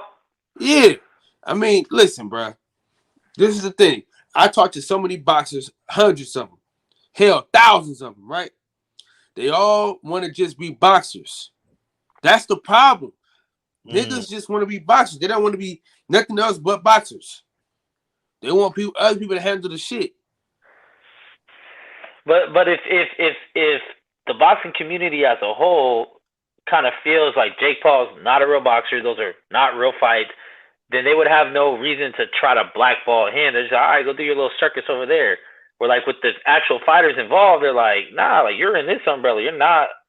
So we're gonna blackball, because if you do try to take the power away, how are you gonna get dates? How are you gonna get venues? You're gonna have to start fighting in cities that aren't known as fighting cities. You're gonna have to fight at venues that aren't known to be fighting venues. You're really gonna have to start from the ground up to work on it. And if you're already in the middle of your career, that's the life that you chose. But at the end of the day, bro, I'd rather have 100% of everything than 10% of something.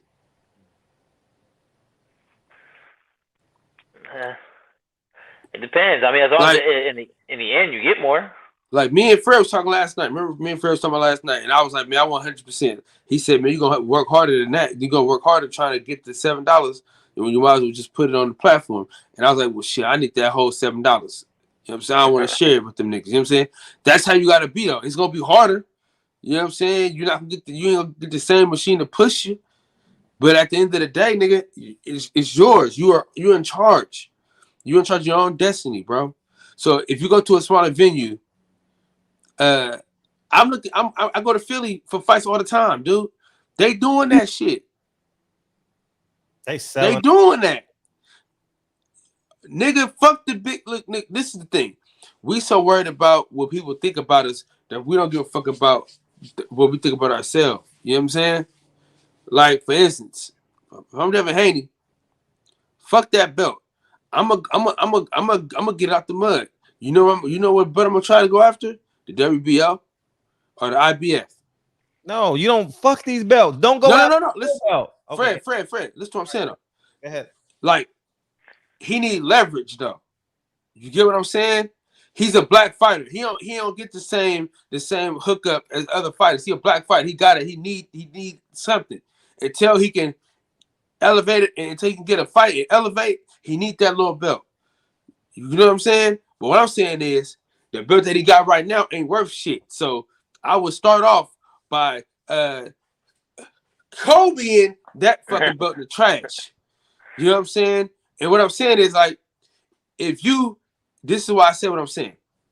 Because if you go into a route where you do the IBF or WBO, whatever, you'll get mandatory fights. You end up being ranked, going up, getting ranked. You get what I'm saying? So then you end up being a mandatory. And those particular belts, if it's not a unification bout, you go get your chance. The WBC, they just saying fuck you. You know what I'm saying? They saying fuck you plenty of times. Yeah, I think Haney needs to use his situations as his promo also. Like, talk every day about, you see what they're doing to me, you see what they're doing to me, you see what they're doing to me, like till it becomes just a broken record where every platform, everything is like, every time he talks, like kind of like Marshawn did with the whole, I was happy to be here. Like, it became something where you already know you gonna ask Devin Haney a question, it's gonna be, they trying to blackball me, they're not giving me fights. Like, be like more and more and more vocal to the point that now the public is demanding shit. You got other platforms that might not even be interested in being like, is Devin Haney really getting blackballed? And start really getting that narrative going, because if you only say it once every now and then, once a month in an interview, that shit gonna get lost in the YouTube algorithm, and it's gonna be cool. We heard it one day and we ain't heard from you in a month. Like use it as your own promo. What's going on in your life? Use it as your fucking promo. Man, these fighters are cowards, man. These fighters are cowards. Ain't no fighter gonna say, "Oh, boxing is blackballing me." They ain't gonna say that shit. They ain't gonna say the WBC is a piece of crap. They ain't gonna say the WBA framed me in Minnesota. We had the father on, we had the son on. None of them said it. That's crazy too. That's crazy. The whole world saw it. The whole world saw it, and no one, and the dad didn't even say. I'm like, everybody sitting there like, we ready to charge with you, but you just it's cool. I mean, like they said, don't bite the hand that feeds you, but don't starve for the one that doesn't either. You know what I mean? Like it. But I mean, this is a game they signed up for. This is a game they play. They know that this boxing politics have always been some of the deepest shit in American history. It's not just boxing. Like everyone knows the backdoor politics of boxing since the early days of it. It's been that since Jack Johnson days of it. It's been here. Like. And that's why it's like it's hard to uproot that tree that's so deeply rooted in fucking this shit. You know what I'm saying? Like all it takes is one. All it takes is one. LeBron James, and we always get our opportunity. LeBron had the chance. Yeah. In the bubble, he said, "Nah, I'm gonna sell these Nike shirts." You know what I mean? He didn't. He had the chance to shut it down. When I say he could have went in history books. Now he's just going in sports almanacs. You know what I mean? I'm serious. Yeah. I was sitting. They said he stormed out of the meeting. I'm like, I want to see what's gonna happen in the morning. Like I'm sitting there waiting. Like, okay, you got the little kids in China making your shoes. You got Black Lives Matter. Kid just got murdered. You're literally playing the team. I think they was playing Milwaukee, or Milwaukee was something. Something happened. Milwaukee didn't show up to the game, which put pressure on LeBron, right? And he knew he was favored to win the championship. So now, are you going to make a sacrifice, LeBron? All right, and he did not. And now we fast forward to boxing. Fighters, are you going to carry the belt that's hindering? That's literally hindering the hundreds of fighters that are underneath you. Not you, because you're the cash cow, but will you make the sacrifice for everyone in the sport? Yeah. I'm glad you said that too, because one thing I've always, in the talks of the past 5 years with all the social shit, I've always said everybody wants equality when it means that you gain something that you don't have, but no one wants equality when it means you have to give up something for other people to get on your level. Right. Like, no one wants to give back because he's behind them. We're just like, why can't I have that? I want to be equal with that person. But you're not realizing the people behind you aren't equal with you. So you really don't want equality. Like, it's not that. There's no such thing as equality, man. Let's just be honest about this shit. There's no such thing, man. It never will be. And yeah, we could. And honestly, people don't deserve it. Like because you need to work for this shit. You can't get it handed to you. Don't deserve it. Great. Right. Love it. People don't deserve it. Oh, that's power. That hit me in my chest. People don't deserve it. What you mean by they don't deserve it? People, like, some people don't deserve equality, like, to be handed to them. Like, if you're just gonna sit on your ass and think things in life should be given to you because X, Y, Z, like, that's not how this shit works. Because there's people that don't got the shit that worked their whole life to get somewhere, and you think you should have what they have just because of one thing or another. Like, you don't deserve it. Like, and if you're not gonna put yourself on the line and like you said, make a sacrifice or reach back and help someone else out, then how do you figure people are supposed to do it for you? Like, you don't deserve it. Like, can't just. I'm talking about an even playing field, which we don't have. Everybody deserves an even playing field, though. I think it should be. I think everybody deserves an even playing field. Everyone deserves equal opportunity, but not equal outcomes. Equal opportunity. What do you mean equal opportunity? What does equal opportunity mean? Explain that. Like you said, like you should be playing under the same rules, the same playing fields. Like, you shouldn't be slanted through one direction or another for certain people because you're a superstar. You're not. But then once you get to a level, if you did work your way to earn a little more than the person that didn't work at all, then you deserve a different outcome. It's funny because I don't look at, like, for example, Kyle has a movie out, right? And he's going to promote it the same time I'm promoting mine, right? I don't see Kyle's movie. I'm like, what do I have to get? I don't even think like, oh man, like, oh, Kyle is doing this or doing that. I have blinders on. It's what I am working towards. It's what my energy is working towards. You understand what I'm saying? It's like when people say, like when like sometimes me and Blue Blood coincide, right? People be DM me, oh, Blue Blood. I'm like, I don't care. Blue Blood can go on the exact same time I come on anytime, whenever. I don't care. It is what I'm creating. It is what my energy work towards. You understand? Everybody has free will. They can do whatever they want. Absolutely. We can't get in there. Oh man, LeBron. Oh man. No. If Kyle goes off and sells 1 million copies, he earned it. Facts. He earned it. Like that's it. I'm See, not but gonna and someone with your mentality seeing things that way, you're also not a person that's going to say, well, it's not fair that this happened over here and it didn't happen to me, because you're focused on yourself. You keep your eyes on your own paper. You feel me? Like, so you're also not going to be in that category of like, things are so unfair to me. I didn't have an equal chance. I didn't, Like I even told Blue Blood, I said, Blue Blood, dog, think about this. Put this in perspective, dog. You had 1 sub when I had 20 or 30,000 subs, man. You earned everything you got, dog. You earned every goddamn thing you got, and keep going. I told him this on the phone. Like, don't stop. Don't stop. Keep doing it your way. Do what you got to do, because you can't be me and I can't be you. So I'm going to root for your ass as long as I can. And everybody else, I'm going to root for Kyle. I'm going to root for Mex. I don't say, oh, man, they doing better than me. How do I know you're doing better than me? Because I don't want what you want. You can't do better than me. I don't understand that shit. Like people, oh, you doing better than me. He's not living your life. When people say that shit, it just be like, get the fuck out of here, you piece of shit. You a worthless, mindless piece of shit when you look at somebody else and say, oh, they doing better than me. Y'all don't have the same life. He's going to die at 78. You're going to die at 68. How do you have the same lives? Hey, man. Fred, I had an argument with a nigga the other day, right? He was like, he always says, like, why can't I have what he have? I'm like, bro, that's some hating shit, bro. Like, why don't you just, nigga, like, bro, he was like, I'm trying to see what how he got there, but I am like, why not me? Why is it him and not me? I'm like, bro, that's some hating ass shit, bro.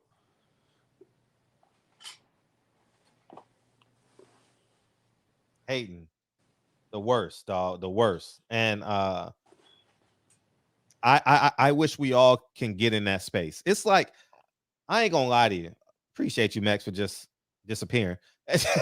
And but every YouTube channel, I ain't gonna lie, every YouTube channel I've tried to help, whether I gave them free tickets, whether they were short on money, I still got thousands of dollars people owe me in the media. I ain't lying.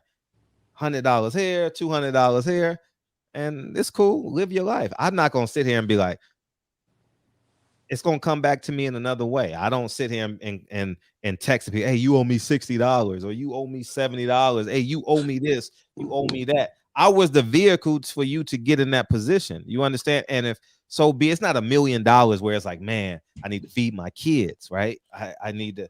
I charge that to your masculinity. You understand? I say, oh, well, you're not really a man, because how can you walk around as a man and owe another man $20? Think about that. Come on, man, you're a piece of shit. You are a piece of shit of a man if you can walk by another man and you owe him $20. Come on, let's put that in perspective. You get what I'm saying? Hey, listen, this is the cold part. Yeah. This is the cold part, right? Mm-hmm. And act like you don't owe the nigga nothing though. And then they tripping, like, oh, you tripping off $20? Like, you're the problem. Hey, listen, I owe my cousin money, right? Mm-hmm. But every time I call him all the time to tell him that I owe that nigga money. You know what I'm saying? Like, I'll be like, hey, nigga, I got you. I ain't forgot about you, nigga. It's coming. A nigga will really act like you ain't never gave him shit. They're like you be like, hey man, what's up with the money? Oh, bro, you tripping off of that? Yes, nigga, I'm tripping off. That's my money, nigga. I need it now. JG Wentworth. JG Wentworth. You know what I'm saying? Shit crazy to me, bro. Listen, like I hate even niggas. I hate on niggas' money because I hate for a nigga to go like this. You know what I'm saying? Hold that shit off your fucking head. Got some over you. You know what I mean? Yeah. I think they got something on you. You owe them some shit. Yeah, nah. And it's corny, man. I've always, not always, but I've grown into this understanding that if you don't put the first dollar down, if you don't put the first level of energy, how are you going to convince somebody else consistently to believe in you? You know what I mean? Like when people fall on their face, people want to help you get up. Like it's instinctive to say, man, how can I be an asset to you? It's literally instinctive. Like I don't think when someone say, hey Fred, I want to start a YouTube channel, oh, you're gonna take away from my views. Let me tell you a funny story. It was me, a true story, 100% true story. Swear before God, no lie. Michelle Joy Phelps card cracked, literally cracked. She didn't have a memory card the whole weekend. I always kept because I was doing movies at the time too. So I always had like 10 to 15 memory cards on me, right? And I said, here, Michelle, take my card. Don't you know 5 media members came up to me and said, why did you give her that memory card? Why did you give her that memory card? I'm like, they said, she gonna take away from our views. You had a chance to get more views. At least 5. The top 5. So now you know who they are, right? I said, I don't give a fuck. She ain't got nothing to do with me. I don't care. Like, she can't do what I do. And in my head, I'm like, I need her because she's gonna do interviews and ask questions that I wouldn't think of. I need her to do her job. So I'm thinking like she's an asset to me. If she's not doing her job, she can't be an asset to me because I can do a response video. I can clip her video and put it on Instagram and do stuff like that. I'm like, and then the funny shit ever is like, and they're like, she ain't gonna give you back your memory card. And then and she didn't give me back my memory card for like 2 or 3 months, but I don't care. I never asked her for it. I'd say, if you give it to me, you give it to me. You know what I mean? And then they always say, she ain't gave you back your memory card. I'm like, okay, like they think they more concerned about it than me. I'm gonna tell you another true story. Fight Hype. Y'all never heard this story before. Fight Hype, right? Fight Hype told Floyd that I spoke out against him about I basically called him a piece of shit for being disrespectful about black people as it pertains to Colin Kaepernick and all this shit, right? And so I'm interviewing somebody and Tank is coming down and Floyd says something real smart to me. He said something real smart and it was on camera.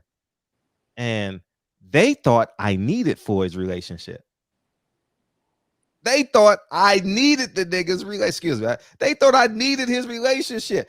Fight Hype tried to sabotage my relationship with Floyd when I says, I don't want this. I don't want him a part of my life because I can't trust the man. If you will go against 42 million black people, who am I? I'm nothing to you. So I got to eliminate you. I have to get rid of you. That cost me probably $1 million. That cost me $1 million to say, hey, I'm not dealing with Floyd. Minimum. This thing right here, $1 million. We was gonna do 150, 200,000 buys for the Conor McGregor fight or whatever fight it was, Manny Pacquiao fight, whatever fight it was. I said, no, I ain't fucking with him. They were begging me. No, Fred. I said, I ain't fucking with the nigga. I'm not doing it. I don't care how much money I lose. I'll wash the money. I haven't even put it on my website to sell it. I don't respect him that much because if you disrespect black people, when you step out and disrespect black people, I'm like, what? I just thought it was a disgrace. You know, I literally thought it was a disgrace. And but that's how far they will go. They hate you, man. They want you. The people literally want you to fail. It's people out there. I don't grasp it at all, dog. Like I don't understand it. I've never rooted for someone to fail. You know, I mean, if we're in a race like simultaneously, I want to beat you. I want to mind fuck you. I want to do all that type of shit. But this internet is not a 10 million person race. Man, because these niggas is suckers, man. Mm-hmm. Like, dude, they hold that fucking lanyard around their fucking neck to such a high standard. You know what I'm saying? Fuck that lanyard, man. Listen, I was getting shit. Man, most of the shit I've ever gotten, I ain't had no lanyard to get. Yeah, I mean, you know, it's that crab in the barrel mentality, man. Everyone thinks that, you know, you got to shit on someone else to get to where you at, or some shit like that. I mean, hating is a full-time sport now, man. That's a whole new. Hating is a full-time sport. There's some professionals out there, man, that hate on you all fucking day for no reason. You know, but and it goes back to that shit too, because I used to feel that way too. Like to circle back to what Fred said about, you know, I used to think to myself like, why I got so many people that hate on me, and all these people have, you know, more than me. You know, they have their own house, their own car, they got the bitches, they got the money, but then they worried about me, what I'm doing over here struggling. I was like, how someone hate on me when they're doing better than me? But then I got that same mentality, like, you know, what's good for me is good for me. Like that's in my kid. You know what I'm saying? And that life looks good from the outside, but maybe they're going through worse shit than I am. Like maybe they really struggling trying to keep up with the Joneses. Like, you know what I'm saying? And then to bring it back even full circle, you know, it goes back to the great philosopher that is way better than Wale, J. Cole. You know what I'm saying? And he said, ain't no such thing as a life that's better than yours, man. Like such thing as life that's better than yours. Man, it's so true, man. And I wish we all got that, man. Like, because I stay in my lane. I'm gonna disagree with you. If you post a video, it's not like I don't even respond to people that hate on me. I don't, because I don't care. Like, I'm not in competition with the people that don't like me. All right. And they do 10 videos, 15 videos. They're like waiting on me to respond. I'm like, I personally don't care. Like, I'm not. They watching though. Yeah. Whatever you say is true. Whatever you say is true. I'm not responding to you. You know what I mean? But if you want to talk facts, like I may disagree on Devin Haney. I may disagree on Deontay Wilder, Keith Thurman. Like definitely Al Heyman. You know what I mean? But but yeah, to talk about who's the blackest, who's the richest, that shit corny, dog. That shit mad corny. You know, yeah, I'm gonna slide out of here and let someone else get in, man. I'll be in the section afterwards, Kyle. I'm gonna holler at y'all, man. Great conversation, like always. Get at y'all, man. Oh, appreciate you, man. Yeah, man. It's but you know, stay true. You know, I'm gonna believe what I'm gonna, and that's the beauty of it, man. I think it's we have to trust humanity and trust individualism. You know, like everyone's their own individual. Like I tell you a story. Lincoln and I, the family was driving. It was me, Dre, the family, right? Kennedy and Lincoln. We were driving up Crenshaw, and there was a man on the driver's side, which is my side, and he was driving a convertible.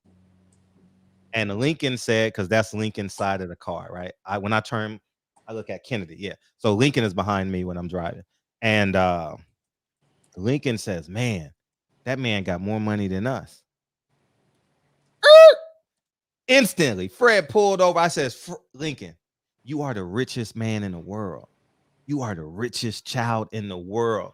Your mind and your hands can create anything you want. His wealth is his wealth. That has nothing to do with it. And I says, your mother and your father are the richest people in the world. Did you know that? He'll understand it later, but I'm giving him perspective. Like, don't you ever compare yourself to nobody. How dare you do that? How dare you cut your legs off? No, but he didn't understand it though. And I had to tell him, you are everything. What kind of convertible was it, Fred? It was probably one of them BMWs, I think it was, you know what I mean, or one of them Lexus BMWs. It was a two-door. I can't recall. But but you have everything you need. It's your job to create everything you want. And I think that's the opportunity we have to give our kids. You know, the most powerful thing you can give your kids is 2 parents and time. And I say that genuinely, man. You know what I mean? If you and the mom or dad don't have a relationship, fix the relationship. You know what I mean? For the kids. It's so important. 2 parents in time is the best thing you can give your kids.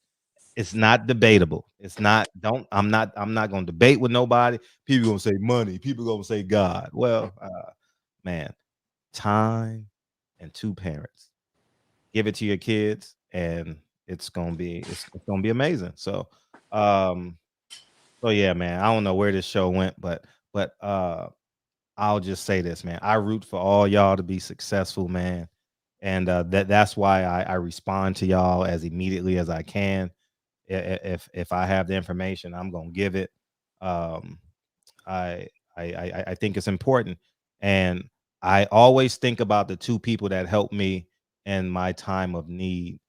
Like it was a police, and I intentionally think of these 2 people.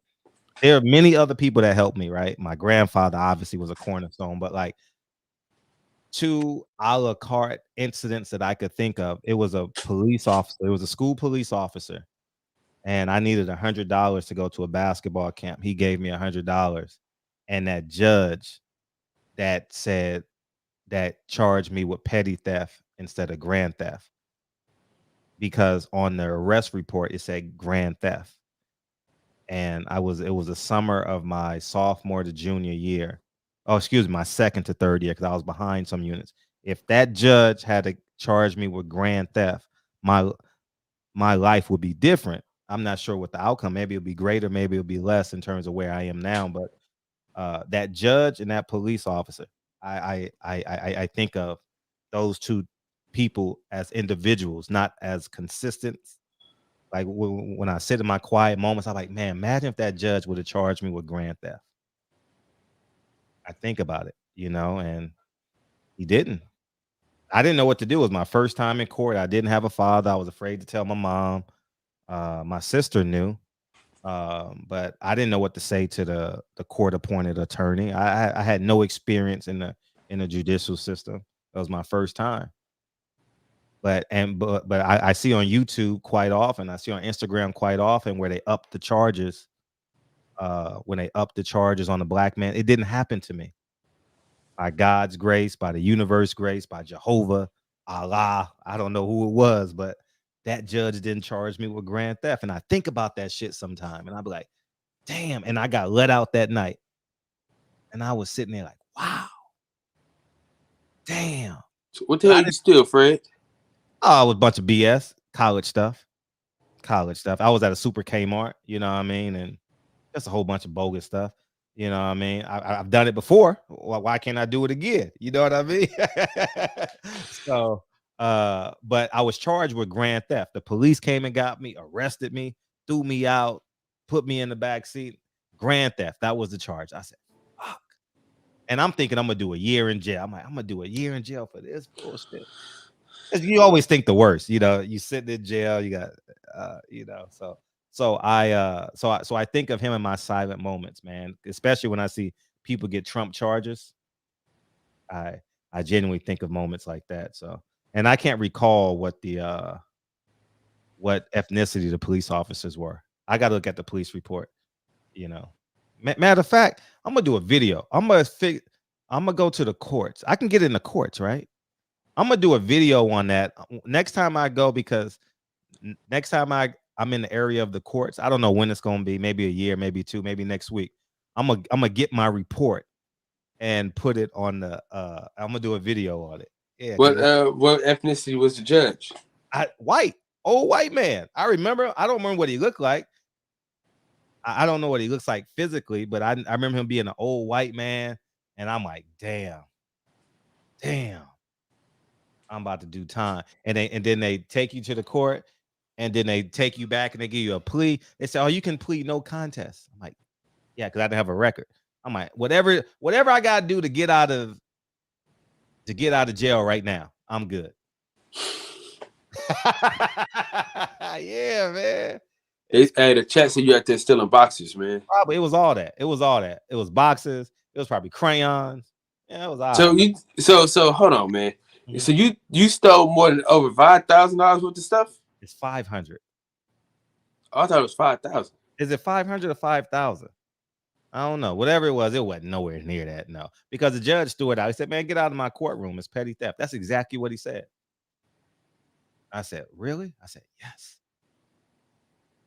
And I was in a holding tank with like 10 other people or 5 other people. We sitting there waiting to go, and they let me out, and I had to sneak on the train, and because I had no You money, just didn't get enough, huh, Fred? I had no choice. I had to sneak on the train to go to my sister's house. You know what I mean? And that was it. I was stinking because when you in jail, you stink because you don't take a shower because you're waiting to get a rain, you're waiting and all that shit. So it's 500. Anything over that is a felony. Thank you, Birdman. It's 500. Yep. I remember it was it was detergent. It was a whole bunch of college stuff I needed. It was in summertime, so it was a whole bunch of college stuff I needed. It wasn't nothing out of the ordinary. It wasn't nothing. Man, I could have got grand theft plenty of times, boy. Up in the Macy's. Oh yeah, for sure. Yeah, I mean, and but we was taking $1,000 jackets, boy. Yeah, it's I mean, I stole so much though. You know, like I stole so much, man, in college, man. That's how I had to survive. I haven't stolen nothing since though. I haven't stolen nothing since I graduated from college. Nah. 22, 23. I as soon as I graduated, it was survival. It was survival. So I can understand when people say I do something for survival. But when you hit that lick, when you hit that $100,000 lick, don't go back to selling drugs. Move out of New York, move to Alabama, buy you a house, and build wealth. Start generating wealth. You know, like I got my college degree. And I never looked back. I ain't never stole nothing. I can't remember the last time I stole something, dog. Maybe some college books. You know, that was a lick. You go into the bookstore, you steal the books, and then you turn them in, and then you sell them back to the bookstore. Oh man, that was a lick. Oh, that was a lick. Did y'all do that too? I listen. I went to college, but I didn't go to college. Yeah, I went to college too, but you know, no. I mean, I didn't mean to rephrase that. I used to go to I used to go up to the college. I didn't really go to college. You know what I'm saying? I hung out up there. Yeah, man. I wouldn't even think I would definitely overpay before stealing. For sure. I'm not stealing a damn thing. You know, I never really I never really like to steal from somebody. I used to like to steal from like stores and shit. Yeah, you know what I mean? I never stole from individuals. I can't say that.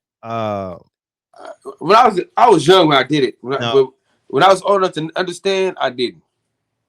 No. I remember one time in college. It was it was a fire drill. We pulled the fire alarm and we got a student. We pulled the fire alarm and we got him. You know what I mean? I can't recall who. Sticky Finger Fred, man. Yeah, we got him. We pulled the fire alarm. Everybody ran out. Got that motherfucker. See, there was no cameras in college. I went to college from 95 to 2000. Yeah, Stone Age. Yeah, Stone Age. So it wasn't cameras and shit, cell phones, none of that. I remember we went to college, got him, got his checkbook, and this is all allegedly, you know what I mean, and did what we did, you know what I mean. So yeah. The statute of limitations is up, man. Yeah, statute of limitations is up, man. But yeah, it was survival. It was definitely survival. But I can't recall me stealing nothing past 22.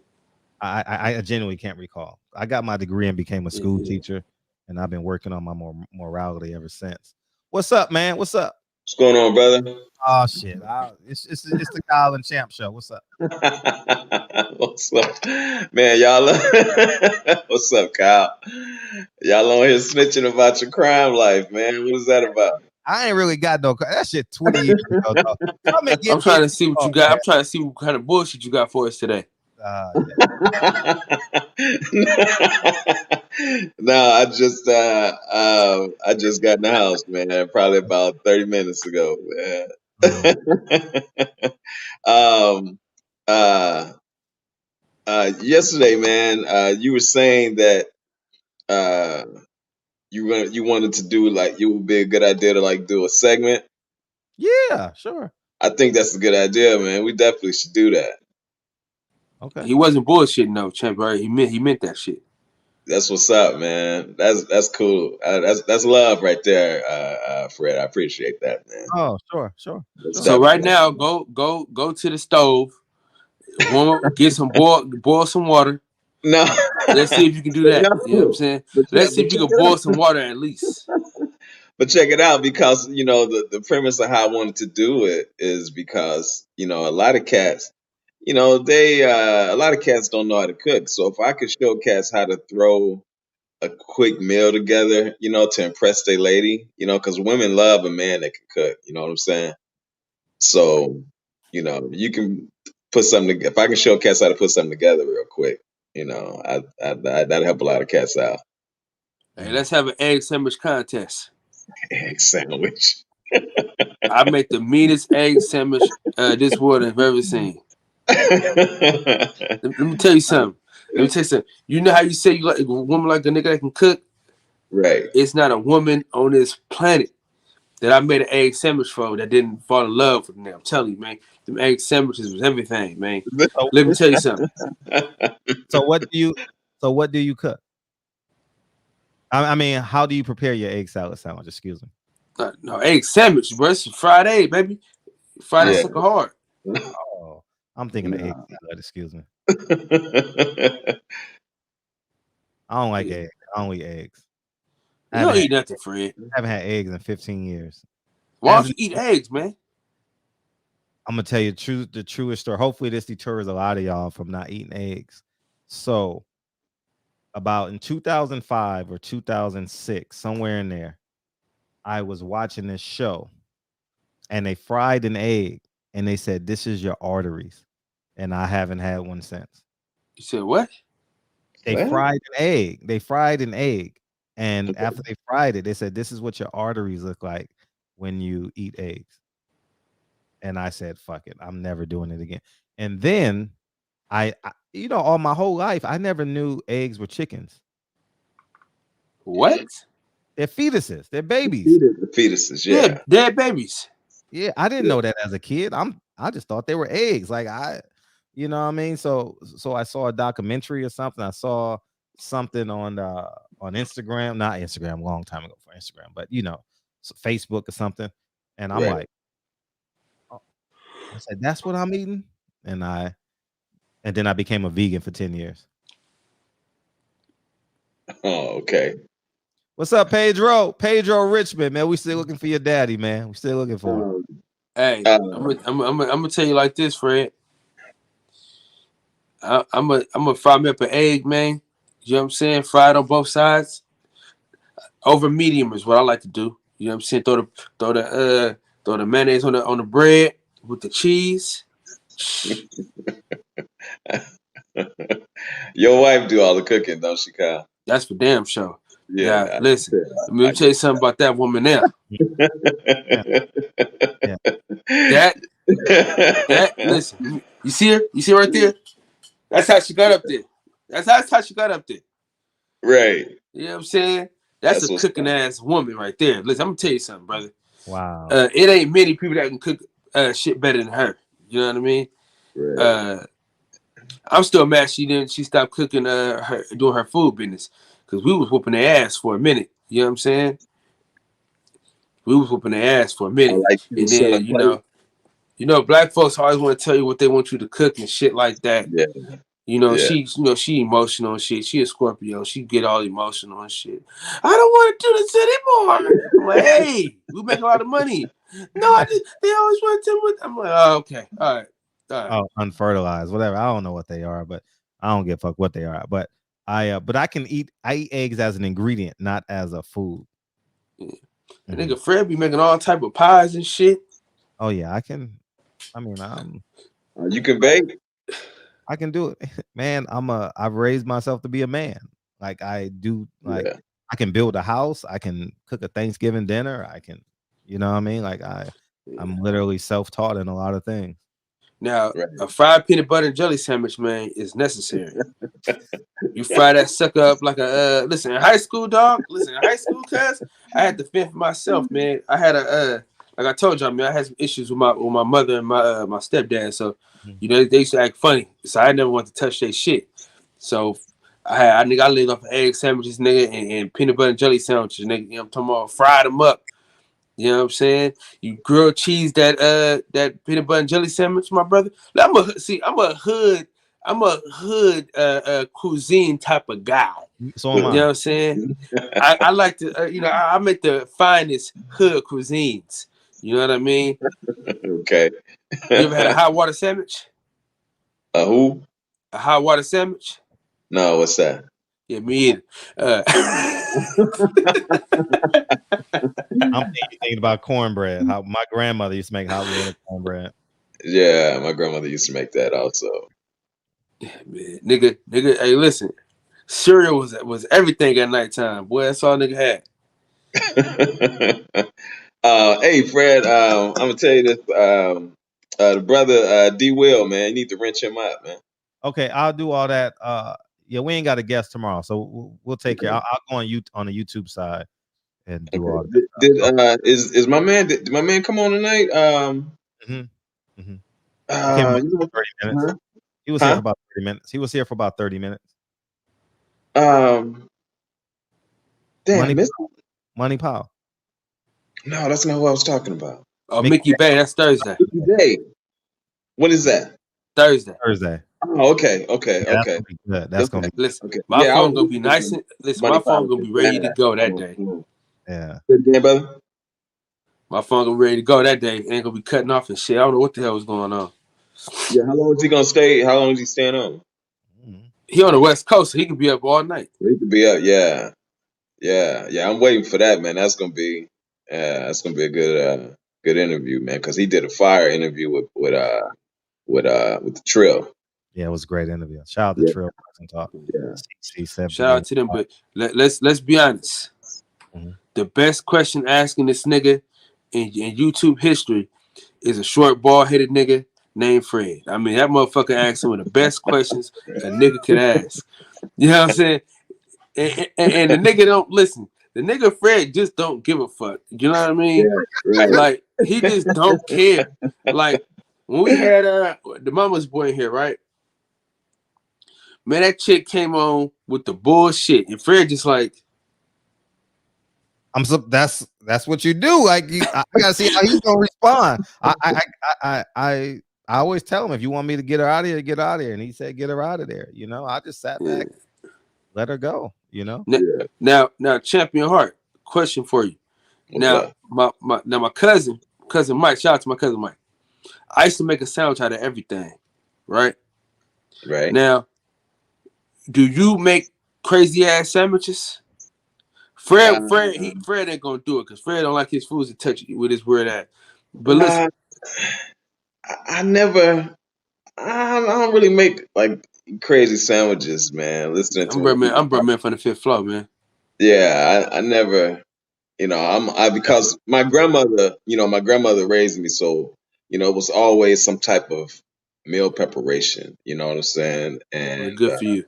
Yeah, because a lot of people tell me, that your daughters are spoiled because when I would cook, I gave my daughters a choice. So I was raised, whatever was cooked is what you ate, and if you didn't like it, you didn't eat that night.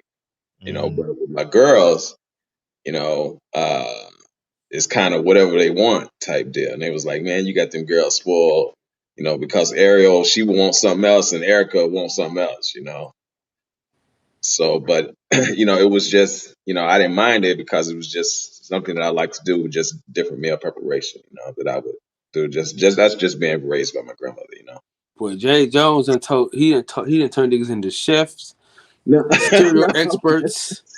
I always was, man. So I got an Italian spaghetti that's a panty dropper right there, for real. Now my chili make you slap your mama, but my spaghetti. Listen, I'm coming to Dallas You know what I mean? I'm gonna see what this shit's all about. In fact, it'd be dope if me and you do a segment at your crib. That sounds good. You know what? Because my Caribbean pineapple bowl is definitely off the chain. So that's that. So yeah, we definitely get at me when you get here. For real on the strength. I gotta watch you cook this shit because I ain't finna have you go to the nearest Jamaican restaurant, nigga, None of and that. bring a bowl. None of that. All my stuff is done. Just Just because you make pills from scratch don't mean you can cook from scratch, nigga. Yeah, crazy, man. But man, I just wanted to jump in real quick, man. I'm about to lay it down. I'm tired, man. I appreciate you, brothers, Yeah, man. we about to lay it down too, shit. Yeah. And yeah, we definitely gonna do that, Fred. I guess we gotta try to figure out how, on what days would be best. Yeah, tell me what the best day is for you, and we'll work it out. Okay. Oh, you know what? I hollered at your boy, man, about that that trailer that I was talking about for the screenplay, and he gave me some real good ideas on how to get that done. So I appreciate that. I appreciate that that connect. For sure. All right, my brother. Salute to you, brother. I'm out. Appreciate you. Man, Fred don't have to plug, man. Shout out to fucking Fred, man. Yeah, but yeah, we gonna so on the 9th, January 9th, we'll start 7:30. January 9th. We'll see how it goes. I mean, I gotta see shit. How the fuck I'm gonna do this shit? Nah, you just come on when you come on. That's it. No big deal. You can start your show early. You ain't got to fall asleep. The guests can come on. And we'll do it like that. I'll be getting home until 8, and I be having to play with the kids and shit until 9. You do what you do. You do what you do. We'll be here. I'll be here. You know what I'm saying? So yeah. So tomorrow. Oh yeah. Yeah, we talked about Andy Ruiz begging for a job. What else? Robert Helenas. He ain't even mentioned none of his heavyweights. He just said, "Oh yeah, we'll just." Damn, man. I feel bad for all those fighters, man, who believed in Mr. Heyman. Mr. Heyman probably worth $500 million. So Money Pals Pops, he commentates? Yeah, he's a commentator. Commentator. He got the commentator voice. Yeah, he definitely does. For sure he does. He definitely do. What else we got? That's it. What you talking about on your show tonight? Shit, I don't even know, man. I'm gonna start that shit up and figure it out. Next, but like at the top of the year, that's when I'm gonna revamp the shit and go back to like setting shows up and I done got lazy in these last couple months, man. That car shit really fucked me up. That car shit really kind of fucked up my whole entire shit. Cause I had plans to have talk about cars and shit. I don't want to talk about a car, period. Yeah, facts. Yeah, I understand. Hook rolling, man. Motherfuckers, man. Yeah, hook rolling. Hey, I did see Malik Scott interview on Ellie's page. I watched the whole thing. I watched that. And what else? I said, what else is going on in boxing? I went and bought a gun today. He said, "What's going on in boxing?" Thomas, next. I'm just thinking about my day. Like I went and bought a gun today. I went and bought a. I forgot what I bought, man. I bought a little thing. Pool noodles. Little 9. Yeah, little 9 pool noodles. Yeah. 9, so I can just and because I'm gonna start teaching. Well, we're gonna do BB guns first, but I'm gonna start teaching Lincoln how to handle a gun and all that.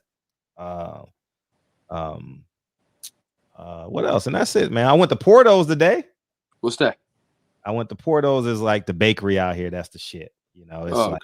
It's like Porto's is like, yeah. Rest in peace, John Madden. Yeah. Frank Martin is getting busy this weekend. Yeah, Frank Martin. Frank Martin actually inspired me, man. Frank Martin looked great in that picture with him jumping rope. And I was like, man, I got to get back in shape. So I got to get back to that shape because COVID kind of slowed me down a little bit, and I was making a lot of money from home, working from home and stuff like that. And I was sitting right here working, whether I was writing films or stock or making videos, whatever I was doing. So you almost started at 8. I'll start at 7:30. Why 8? That'll give a nigga a little more time to get here and shit. Oh, okay. Well, what we doing? We stay 2.5 hours anyway, so yeah. So because and I always tell the guests to come at 8. I'll tell the guests to come on at, because I had a lot of guests, not a lot of guests, but a few say that's a little late, and so we'll start because I put the kids to bed at 7:30, so I can start that process 10 minutes earlier, Man, my kid, I can't get these niggas to go to sleep that early for nothing. No. Now my wife, she can get these niggas to go to sleep early, Really? but they get like when I get home, they get like the energy. They get just a fresh amount of energy, dog. That's just insane. My daughter, she went up and hide and go seek. You know what I mean? She want to do zoomy zoom. She want me to be the horsey. I mean, bro, I'm telling you. I get it. I can't tell I'm tired. You know what I'm saying? I just gotta get my ass down and let it get on my back and run around and shit, Yes. Sometimes you just lay in the middle of the floor and you just let them beat you up. You know what I mean? That's all. Let them jump on you. Let them do all that. And they was doing that today. Yeah, while the movie playing. Sometimes you just have days like that. But Kylie, she don't let me, man. Come on, Dad, come on. And then you got to go play with the dolls and man, they got this kitchen up in there. I know that. Man, listen, man.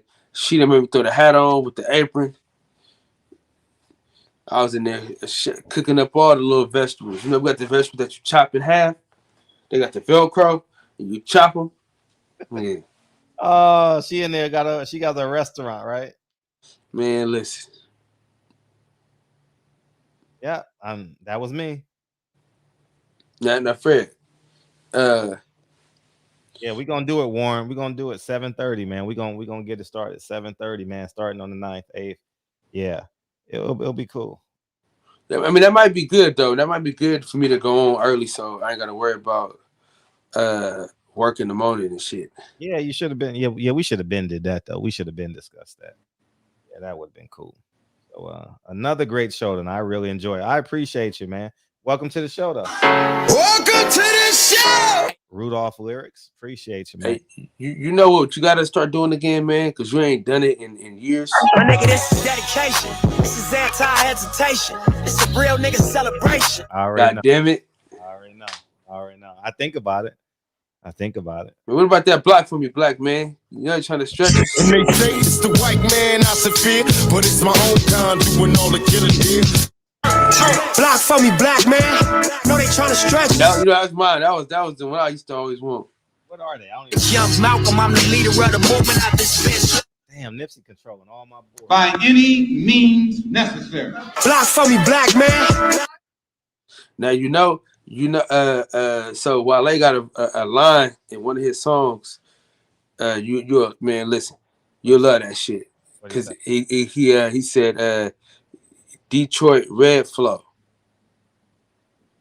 And this is what it feels like. Damn, Nipsey got all. And they say it's the white man I fear, but it's my DJ and shit. And then we got Canelo. Just payday. You want payday. While we making beats and playing songs, play the song, Fred. I appreciate y'all coming in here tonight, man. We getting out of here 10 minutes early.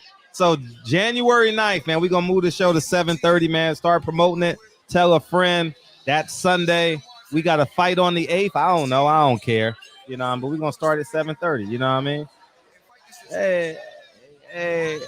I come this way before. Good show. This is an interesting show. I'm gonna stop doing overtime, man. I gotta put more hours into my craft, man. You call it. Warren Richard. KJ, Brother Cole, D-Man, Rob G, your part coming up, D-Man. What's up, big homie, Brother Cole, Birdman. Man, root for everybody, man. Root for everybody, man. Off topic. John Madden died, man. It's awful, man. Awful. 85. You know the funny thing is? I called John Madden about a month and a half ago. I called him. I was trying to get him on the show. And they was like, I could tell he was in a nursing home or something like that. And I was like, can I speak to John Madden? She's like, who is this?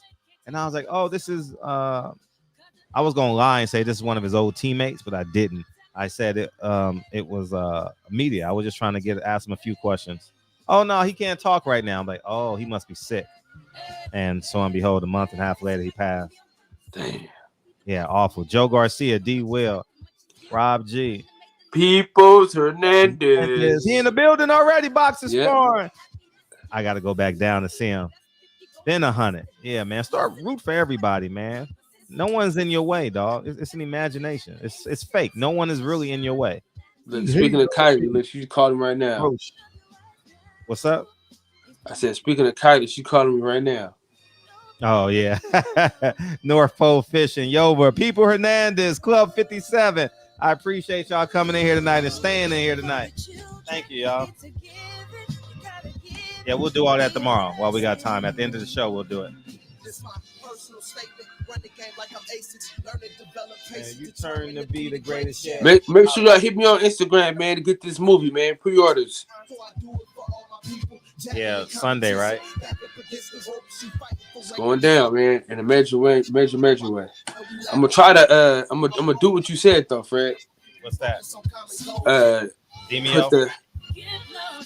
Put it on that website and then just charge an extra 25 cents. Yeah, it's gonna save you so much time. Yeah, it's worth it. You know, I'm gonna do a little bit of both. I'm gonna have it on there and have my cash apps. It's no need. No one's gonna want to cash app you. They just want to pay with their card and get the moving. Yeah. Yeah, bro. Did you look into it already? I just gotta. So I'm waiting on the final product because we gotta add some more shit. Well, I'm gonna wait for that one before I watch this one. I don't want to rewatch it and say, Fred, you gotta watch this part. Well, Fred, you just gotta do it, man. Yeah, I'm gonna wait for you to get the final product. Why would I want to watch this one? I need some input. Oh, input. Okay, gotcha. Okay. So you'll be able to tell me, like, nigga, like, it was good or bad. You know what I mean? Okay. You know, you are a critically acclaimed producer, director. You know what I mean? Award winning. That is true. That is true. You know? Facts. We tell the truth in here. All right, love y'all, man. You get and the 9th, you can start your show at 9:30, 10 o'clock, dog. You're gonna be like, man, wow, I'm so happy. You're gonna be so happy, man. All right, love y'all, man. And then 9:30, I can still get out in them streets, man. I can be somewhere by 10. Yeah. Love y'all, man. I'm gone. All right, big Fred. I appreciate you, big homie.